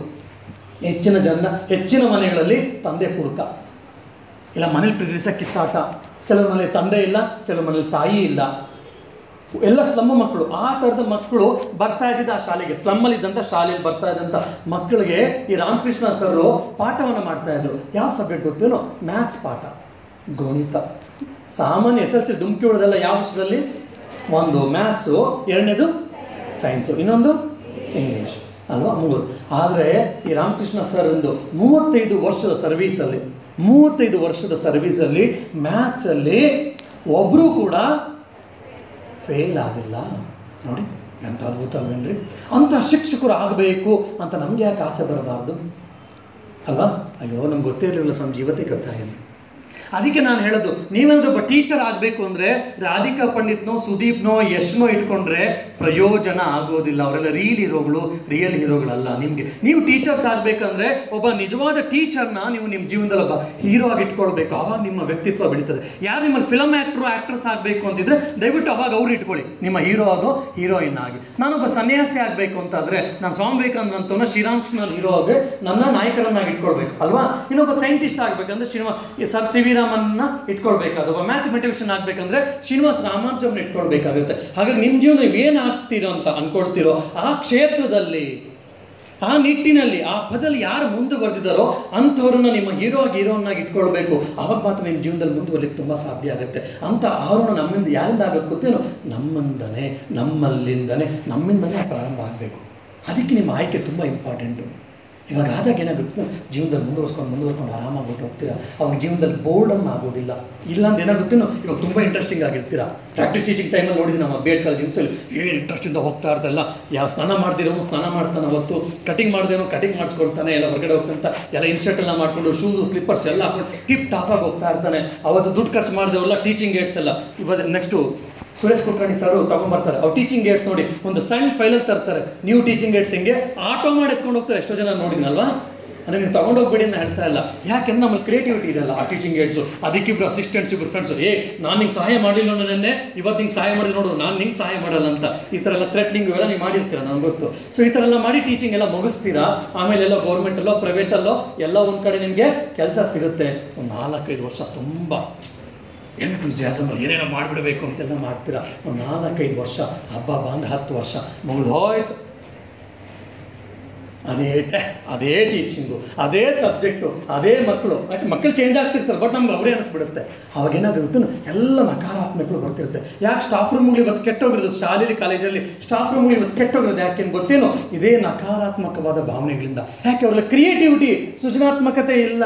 ನಾನು ಒಬ್ಬ ಒಳ್ಳೆ ಟೀಚರ್ ಆಗಬೇಕು, ಒಳ್ಳೆ ಲೆಕ್ಚರರ್ ಆಗಬೇಕು, ಪ್ರತಿಯೊಬ್ಬ ಮಗುವನ್ನು ನಾನು ಮೇಲಕ್ಕೆ ತರಬೇಕು ಅನ್ನುವಂತಹ ಆಲೋಚನೆಗಳು, ಆರೋಹಣ ಮಾಡಬೇಕು, ನಾನು ಪ್ರತಿನಿತ್ಯ ನಾನು ಬೆಳೀತಾ ಇರಬೇಕು ಅಂತ ಆಲೋಚನೆಗಳು ಹೆಚ್ಚಿನ ಜನ ಟೀಚರ್ಸ್ಗೆ ಇವತ್ತು ಇಲ್ಲದೆ ಇರೋದ್ರಿಂದ ಆಗ್ತಾ ಇಲ್ಲ. ಒಂದು ಪ್ರಾಯಶಃ ಒಂದು ತಮಾಷೆ ಹೇಳಿದ್ರೆ ಅದು ಗೊತ್ತಾಗುತ್ತೆ. ಒಬ್ಬ ಟೀಚರು ಪಾಠವನ್ನು ಮಾಡಿ ನೋಟ್ಸ್ ಡಿಕ್ಟೇಟ್ ಮಾಡ್ತಾ ಇದ್ದಾರೆ, ಎಲ್ಲ ಬರ್ಕೊಳ್ತಿದ್ರೆ ಒಬ್ಬ ಹುಡುಗಿ ಬರ್ಕೊಳ್ತಿಲ್ಲ. ಒಂದ್ಸರಿ ನೋಡಿದ್ರು, 2 ಸರಿ ನೋಡಿದ್ರು, ಆ ಟೀಚರು ಅವಳ ಹತ್ರ ಹೋಗಿ ಬಂದರು. ಆದರೂ ಆ ಹುಡುಗಿ ಬರೆಯೋಕ್ಕೆ ಸ್ಟಾರ್ಟ್ ಮಾಡ್ತಿಲ್ಲ. ಆಮೇಲೆ ಹುಡ್ಸಿಟ್ಕೊಂಡ್ರೆ, ನಾನು ಟೀಚರ್ ನೋಟ್ಸ್ ಡಿಕ್ಟೇಟ್ ಮಾಡಿದೆ, ಯಾಕೆ ಬರ್ಕೊಳ್ತಿಲ್ಲ ಅಂದರೆ, ಇಲ್ಲ ಸರ್ ನಮ್ಮ ಅಮ್ಮಂಗೂ ನೀವೇ ಟೀಚರ್ ಅಂತೆ, ಬರ್ಸಿದ್ರಿ, ಫಸ್ಟ್ ಲೆಸನ್ ನಾನು ಟ್ಯಾಲಿ ಮಾಡಿದೆ, dash dash dash dash dash dash ಈ ಥರ ಆಗ್ಬಿಡ್ತೀರ. ಯಾಕೆ ಗೊತ್ತೇನು? ಆ ಸೃಜನಾತ್ಮಕತೆ ಇಲ್ಲ, ಕ್ರಿಯೇಟಿವಿಟಿ ಇಲ್ಲ. ಎಕ್ಸೆಲ್, ನಾನು ಜೀವನದಲ್ಲಿ ಮುಂದೆ ಬರಬೇಕು, ಒಬ್ಬ ರಾಷ್ಟ್ರ ನಿರ್ಮಾಪಕನಾಗಿ, ಒಂದು ಶಿಕ್ಷಕಿ ನಾನು ಆ ರೀತಿ ಆಗಬೇಕು ಅನ್ನುವಂಥದ್ದು ಅಲ್ವಾ? ನನ್ನೇ ಮಾತು ಪ್ರಾಯಶಃ ನನ್ನ ರೆಕಾರ್ಡ್ ಆಗಿರೋ ಕೊಡ್ತೀನಿ, ಇವತ್ತು ಕೊಡ್ತೀನಿ. ನೆನ್ನೆಯವರಲ್ವಾ, ಇವತ್ತು ನೀವು ಬೇರೆ ಅಲ್ವಾ, ಅದನ್ನು ನಾನು ಮಾತಾಡಲ್ಲ. ನನಗೆ ಮಾತಾಡಿದ್ರೆ ನೀವೇನು ಹೇಳಿದ್ರು ನನಗೆ ಒಂಥರ ಆಗ್ತಾ ಇರ್ತೇನೋ, ಇವತ್ತೇನಾದರೂ ಬೇರೆನೇ ಮಾತಾಡಬೇಕು ಅಂತ ಇಲ್ಲ. ನನಗೆ ನನ್ನ ಕಾನ್ಷಿಯಸ್ಗೆ ಚುಚ್ತಾ ಇರುತ್ತೆ. ನಿನ್ನೆ ಹೇಳಿದ್ದೀನಿ, ಇವತ್ತು ಹೇಳ್ಬೇಕಾದ್ರೆ ಟೇಪ್ ರೆಕಾರ್ಡ್ ಆನ್ ಮಾಡ್ಬೋದಿತ್ತಲ್ಲ, CD ಪ್ಲೇಯರ್ ಆನ್ ಮಾಡ್ಬೋದಿತ್ತಲ್ಲ ಅಂತ ನನಗೆ ನನ್ನ ಕಾನ್ಷಿಯಸ್ ನನಗೆ ಚುಚ್ಚುತ್ತಾ ಇರುತ್ತೆ. ಆ ಥರ ನೀವು ಯಾವಾಗ ಆಗ್ತಿರೋ ಆ ಕ್ರಿಯೇಟಿವಿಟಿ ಮತ್ತು ಬಂದ್ಬಿಡುತ್ತೆ. ಬೋರ್ಡಮ್ ಬರಲ್ಲ, ಟೈಮ್ ಪಾಸ್ ಹೆಂಗೆ ಮಾಡೋದು ಬರಲ್ಲ. ಟೈಮ್ ಇದೆಯಲ್ಲ, ಸಮಯ ಇದೆಯಲ್ಲ, ಸಮಯಕ್ಕೆ ಏನು ಮಾಡಬೇಕು, ಎಲ್ಲಿ ಹೋಗಲಿ, ಯಾವನಿಗೆ ಫೋನ್ ಮಾಡಲಿ, ಯಾವಳ ಜೊತೆ ಹೋಗಲಿ, ಯಾವನ ಜೊತೆ ಹೋಗಲಿ, ಈ ಪ್ರಾಬ್ಲಮ್ಸೇ ನಮಗೆ ಬರಲ್ಲ. ಇವತ್ತಿನ ಯುವಕರಿಗೆ ಸಮಸ್ಯೆಗಳು ತುಂಬ. ನನ್ನ ಆಫೀಸಲ್ಲಿ ತುಂಬ ಜನ ಬರ್ತಿರ್ತಾರೆ, ಸ್ವಾಮೀಜಿ ನಮಗೇನೋ ಒಂದು ಸಮಸ್ಯೆ ಇದೆ ಅಂತ. ಇದೇನೋ ಸಮಸ್ಯೆ, ನಿಮಗೆ ಗೊತ್ತು ಆ ಸಮಸ್ಯೆಗಳು ಏನು ಅಂತ. ಆ ಸಮಸ್ಯೆಗಳೆಲ್ಲ ಯಾಕೆ ಬರ್ತಾವ ಗೊತ್ತೇನು? ಜೀವನದಲ್ಲಿ ಏನಾದರೂ ಮಾಡಬೇಕು, ಸಾಧನೆ ಮಾಡಬೇಕು ಅಂತ ಹುಚ್ಚು ಇರೋದಿಲ್ಲ. ಅಂತ ಹುಚ್ಚು ಇಲ್ಲದೆ ಇರೋದ್ರಿಂದ, ಅಂತ ಕಿಚ್ಚು ಇಲ್ಲದೆ ಇರೋದ್ರಿಂದ ಬೇರೆ ಬೇರೆ ಥರ ಹುಚ್ಚುಗಳು ಬಂದ್ಬಿಟ್ಟು ನಮ್ಮ ಜೀವನ ಎಲ್ಲ ಹೆಚ್ಚು ಕಮ್ಮಿ ಆಗ್ತಾ ಇರುತ್ತೆ. ಹುಚ್ಚು ಇಲ್ಲ ಹುಚ್ಚು ಹೆಚ್ಚಾಗಿರುತ್ತೆ, ಬೇರೆ ಬೇರೆ ಥರ ಹುಚ್ಚು ಹೆಚ್ಚಾಗಿರುತ್ತೆ. ಹಾಗೆ ನಮ್ಮ ಜೀವನದಲ್ಲಿ ಯುವ ಶಕ್ತಿ ಪೋಲಾಗ್ತಾ ಇದೆ. ಯುವ ಭಾರತ ಇಂಥ ಒಂದು ಗುರಿಯನ್ನು ಸಾಧನೆ ಮಾಡಬೇಕು, ನಾನೊಬ್ಬ ಶ್ರೇಷ್ಠ ವ್ಯಕ್ತಿ ಆಗಬೇಕು, ನನ್ನಿಂದ 10 ಜನಕ್ಕೆ ಸಹಾಯ ಆಗಬೇಕು, 10 ಜನಕ್ಕೆ ಉಪಯೋಗ ಆಗಬೇಕು, 10 ಜನ ನೆನಪಿಸ್ಕೊಳ್ಬೇಕು ಅನ್ನುವಂಥ ಹುಚ್ಚು ಕಿಚ್ಚು ನಿಮ್ಮಲ್ಲಿ ಯಾವಾಗ ಗೊತ್ತುತ್ತೋ ಅವಾಗ ಅದ್ಭುತವಾದ ಜೀವನವನ್ನು ನೀವು ಮಾಡ್ತೀರಾ. ಪ್ರತಿನಿತ್ಯ ಪ್ರತಿಕ್ಷಣ ಆನಂದದ ಜೀವನವನ್ನು, ಶಾಂತಿಯ ಜೀವನವನ್ನು, ಸಂತೃಪ್ತಿಯ ಜೀವನವನ್ನು, ಸಾರ್ಥಕತೆಯ ಜೀವನವನ್ನು ನೀವು ಮಾಡ್ಬೋದು. ನಾನು ರಿಮ್ಸೆ ಈಗಷ್ಟೇ ನನಗೆ ಇಲ್ಲಿ ಆಶ್ರಮಕ್ಕೆ ವರ್ಗಾವಣೆ ಆಯ್ತು. ಈಗ 5 ತಿಂಗಳು 6 ತಿಂಗಳಿಂದ ಅಲ್ಲಿಗಂತೂ ನಾನು ರಿಮ್ಸೆ BED ಕಾಲೇಜಲ್ಲಿ ಬಾರ್ಡನ್ ಆಗಿದ್ದೆ. 100 ಜನ ಮಕ್ಕಳು ನೋಡ್ಕೊಳ್ತಿದ್ದೆ. ಆವಾಗ ಏನೆಲ್ಲ ಆಟ ಆಡ್ಸೋರು ಗೊತ್ತಾ? ಬೆಳಗ್ಗೆ ಪ್ರೇಯರ್ 6 ಗಂಟೆಗೆ, 6ರಿಂದ 6:30 ಪ್ರೇಯರು, 6:30 7:30 ಯೋಗಾಸನ 6:40 ನಾನು ಒಂದು ರೌಂಡ್ ಹೋಗ್ತಿದ್ದೆ. ಯಾಕೆ? ಯಾರಾದ್ರೂ ರೂಮಲ್ಲಿ ಮಲಗಿದ್ರೆ ಅವ್ರನ್ನ ಎಬ್ಬಿಸಿ ಕಳಿಸ್ಬೇಕು ಅಂತ. ನಾನು ಬರ್ತೀನಿ ಅಂತ ನಮ್ಮ ಹುಡುಗರು ಗೊತ್ತಿತ್ತು. ನಮ್ಮ ಹುಡುಗರು ಅದರಲ್ಲೆಲ್ಲ ತುಂಬ ಶಾಣೆ ಇರ್ತಾರೆ. ನೀವೆಲ್ಲ ಮಾಡಿರ್ತೀರ ಅಂತ ಅಂದ್ಕೊಳ್ಳಿ, ತುಂಬ ಇಂಟೆಲಿಜೆಂಟ್ ಇದ್ರು. ಏನು ಮಾಡ್ತಿದ್ರು ಗೊತ್ತೇನು? ಮಂಚಕ್ಕೊಂದು ಕ್ಲೀನಾಗಿ ನೆನೆಸಿರೋ ಟವಲ್ ಹಾಕ್ಬಿಡೋದು. ಯಾಕೆ ಹಾಕಿದ್ರೆ ಸ್ವಾಮೀಜಿ ಅದು ಒಣಗಬೇಕಾಗಿತ್ತು, ಹೊರಗಡೆ ನಾವು ಬಟ್ಟೆ ಹಾಕಕ್ಕೆ ಬಿಡ್ತಿರ್ಲಿಲ್ಲ, ಹಾಗಾಗಿ ಅಲ್ಲಿ ಹಾಕೋದು. ಯಾಕೆ? ಬಟ್ಟೆ ಒಣಗಬೇಕು ಸ್ವಾಮಿ, ಟವಲ್ ಒಣಗಬೇಕು ಪಾಪ, ನಾವು ಏನು ಮಾತಾಡೋಕ್ಕೆ. ಬಟ್ ಒಳಗಡೆ ಮಲಗ್ತಿದ್ದ, ಕೀನ ಹೊರಗಡೆಯಿಂದ ಕಿಟಕಿಯಿಂದ ಆಚೆಗೆ ಹಾಕ್ತಿದ್ದ. ಫ್ರೆಂಡ್ಗೆ ನೀನು ಲಾಕ್ ಮಾಡ್ಕೊಂಡು ಹೋಗು, ಹೊರಗಡೆಯಿಂದ ಸ್ವಾಮೀಜಿ ಮುಂದೆ ಲಾಕ್ ಆಗಿದೆ, ನಾನು ಯೋಗ ಹೋಗ್ತೀನಿ ಅಂತ ಅಂದ್ಕೊಂಡಿರ್ತಾರೆ. ಆಮೇಲೆ ನಿಧಾನಕ್ಕೆ ನಾನು ಬಂದ ಮೇಲೆ, ನೀನು ಬಂದ ಮೇಲೆ ನಾನು ಬೀಗ ಓಪನ್ ಮಾಡು, ಇಬ್ಬರು ತಿಂಡಿಗೆ ಹೋಗೋಣ ಅಂತ. ಇಂಥ ಕ್ರಿಯೇಟಿವಿಟಿ ಎಲ್ಲ ನಮ್ಮ ಹುಡುಗರಿಗೆಲ್ಲ ಇರುತ್ತೆ. ಎಷ್ಟೋ ಸರಿ ಅವ್ರ ಹಿಂದೆಲ್ಲ ಬಿದ್ದಿರ್ತೀನಿ, ಅವ್ರ ಬೆನ್ನಿಂದೆಲ್ಲ ಬಿದ್ದು ಬೈದಿರ್ತಿದ್ದೆ ನಾನು. ಎಷ್ಟೋ ಸರಿ ತುಂಬ ದಾಂಧಲೆ ಮಾಡ್ತಿದ್ರು, ತುಂಬ ಗಲಾಟೆ ಮಾಡ್ತಿದ್ರು, ತುಂಬ ಹೇಳಿದ ಮಾತೇ ಕೇಳ್ತಿರಲಿಲ್ಲ. ಏನಾದರೂ ತುಂಬ ಟೈಮ್ ಟೇಬಲ್ ಬ್ರೇಕ್ ಮಾಡ್ತಿದ್ರೆ ಈವನ್ ಮಾಸ್ಟರ್ ಡಿಗ್ರಿ ಮುಗಿಸ್ಕೊಂಡು ಬಂದಿರುವಂಥ ಹುಡುಗರಿಗೂ ಕೂಡ ಒಂದೆರಡು ಡೇಟು ಕೊಡ್ತಾ ಇದ್ದೆ. ನಾನೇನು ರಿಲೈಸ್ ಮಾಡ್ತಿರ್ಲಿಲ್ಲ. ಆದರೆ ಅವ್ರು ಯಾವತ್ತೂ ಬೇಜಾರು ಮಾಡ್ಕೊಳ್ತಿರ್ಲಿಲ್ಲ, ಯಾವತ್ತೂ ಕೋಪ ಮಾಡ್ಕೊಳ್ಳಿ. ಏನ್ರಿ ನಮ್ಮ ಅಪ್ಪ ಅಮ್ಮನೇ ಹೊಡಿಯಲ್ಲ, ನೀವು ಯಾರು ನಮ್ಗೆ ಹೊಡಿಯೋಕ್ಕೆ ಅಂತ ಇದುವರೆಗೂ ನಂಗೆ ಒಬ್ಬರು ಕೇಳಿಲ್ಲ ಇಷ್ಟು ವರ್ಷದಲ್ಲಿ. ಯಾಕೆ ಗೊತ್ತಿಲ್ಲ, ಅಷ್ಟೇ ಪ್ರೀತಿ ನಾನು ಅವ್ರಿಗೆ ತೋರಿಸಿದ್ದೆ. ಏನಾದ್ರು ಹುಷಾರಿಲ್ಲ ಅಂತಂದರೆ ಅವ್ನಿಗೆ ಹುಷಾರಿಲ್ಲ ಅಂತ ನನಗೆ ಹೇಳೋಕ್ಕಿಂತ ಮುಂಚೆ ನಾನು ಅವ್ನು ರೂಮಲ್ಲಿ ಇರ್ತಿದ್ದೆ. ಏನೋ ಹುಡುಗ ಇವತ್ತು ತಿಂಡಿಗೆ ಬರಲಿಲ್ವಲ್ಲ, ಊಟಕ್ಕೆ ಬರಲಿಲ್ವಲ್ಲ, ಏನಾಯಿತು ನಿನಗೆ, ಯಾಕೋ ಹುಡುಗ ಮಕ್ಕ ಸಪ್ಪೆ ಇದೆ, ಇವತ್ತು ಏನಾದರೂ ಪ್ರಾಬ್ಲಮ್ ಆಯಿತಾ, ಮನೆಯೆಲ್ಲ ಆರಾಮಿಲ್ವ ಅಮ್ಮ ಅಪ್ಪ ಅಂತೇಳಿ ಅವ್ನು ಏನು ಹೇಳಬೇಕಿಲ್ಲ. ಅವ್ನ ಮಕ್ಕ ನೋಡಿದ ತಕ್ಷಣ ನಂಗೆ ಅರ್ಥ ಆಗ್ತಾ ಇತ್ತು. ಈ ರೀತಿ ಅವ್ನಿಗೆ ಅಪ್ರೀತಿ ವಿಶ್ವಾಸ ತೋರಿಸಿದ್ರಿಂದ ಅವ್ನು ಹೆಚ್ಚು ಕಡಿಮೆ ಆದಾಗ ಎರಡಲ್ಲ ನಾಲ್ಕು ಕೊಟ್ಟರು ಕೂಡ ಸ್ವಾಮೀಜಿ ನಾನು ಒಳ್ಳೇದಕ್ಕೆ ಕೊಡ್ತಿರ್ತಾರೆ ಬಿಡು ಅಂತ ಹೇಳಿ ಸುಮ್ಮನೆ ಅಂದ್ಕೊಂಡು ಹೊರಟೋಗ್ತಾ ಇದ್ದ. ಇದು ಪ್ರಾಕ್ಟಿಕಲ್ ಎಕ್ಸಾಂಪಲ್ಸ್. ಅದರಲ್ಲಿ ಕುಡಿಯೋ ಅಭ್ಯಾಸಗಳು ಬರ್ತಾಯಿದ್ರು, ಗುಟ್ಕಾ ಅಭ್ಯಾಸವರು ಬರ್ತಾಯಿದ್ರು, ಇನ್ನೇನೇನೋ ಅಭ್ಯಾಸಗಳೆಲ್ಲ ಮುಗಿಸಿ ಬಂದಿರೋರು ಇರ್ತಾಯಿದ್ರು. ಅದರಲ್ಲಿ ಒಂದು 20-30% ಅವ್ರಿಗೆಲ್ಲ ಗೊತ್ತಾಗಿ ಒಬ್ಬೊಬ್ಬರನ್ನೇ ಹಿಡಿದು ಅವ್ರಿಗೆಲ್ಲ ಕೌನ್ಸಿಲಿಂಗ್ ಮಾಡಿ ಅವ್ರಿಗೆ ಗೊತ್ತಿಲ್ಲದಂಗೆ ಅವ್ರಿಗೆ ಅದಕ್ಕೆ ಬೇಕಾಗುವಂತಹ ಕಾನ್ಫಿಡೆನ್ಸನ್ನು ಕೊಟ್ಟು ಹೆಚ್ಚು ಕಡಿಮೆ 80-90% ಹುಡುಗರು ಬದಲಾಗಿ ಹೋಗ್ತಾರೆ. ಅವ್ರಿಗೆ ಎಷ್ಟೋ ಸರಿ ನಾನು ಹೇಳಿದಾಗ ನನ್ನ ಬೈಕೊಂಡಿರ್ತಾರೆ ಆ ಟೈಮಲ್ಲಿ, ಇಲ್ಲ ನನಗೂ ಗೊತ್ತು. ಆದರೆ ಕೊನೆಗೆ ಹೋಗ್ತಾ ಹುಡುಗರು ಎಷ್ಟೋ ಬಾರಿ ಅಳ್ತಾ ಹೋಗ್ತಾಯಿದ್ರು. ಇವತ್ತು ಫೋನ್ ಮಾಡಿ, ಸ್ವಾಮೀಜಿ ನಿಮ್ಮಿಂದ ನಾನೊಬ್ಬ ವ್ಯಕ್ತಿ ಆಗಿದ್ದೀನಿ ಇವತ್ತು ಅಂತ ಹೇಳ್ತಾರೆ. ಅವ್ನು ₹1,00,000 ಕೊಡಲಿ, ಅವ್ನು ₹1,00,00,000 ಕೊಡಲಿ, ಅದರಿಂದ ನನಗೇನು ಹೆಚ್ಚು ಪ್ರಯೋಜನ ಆಗಲ್ಲ.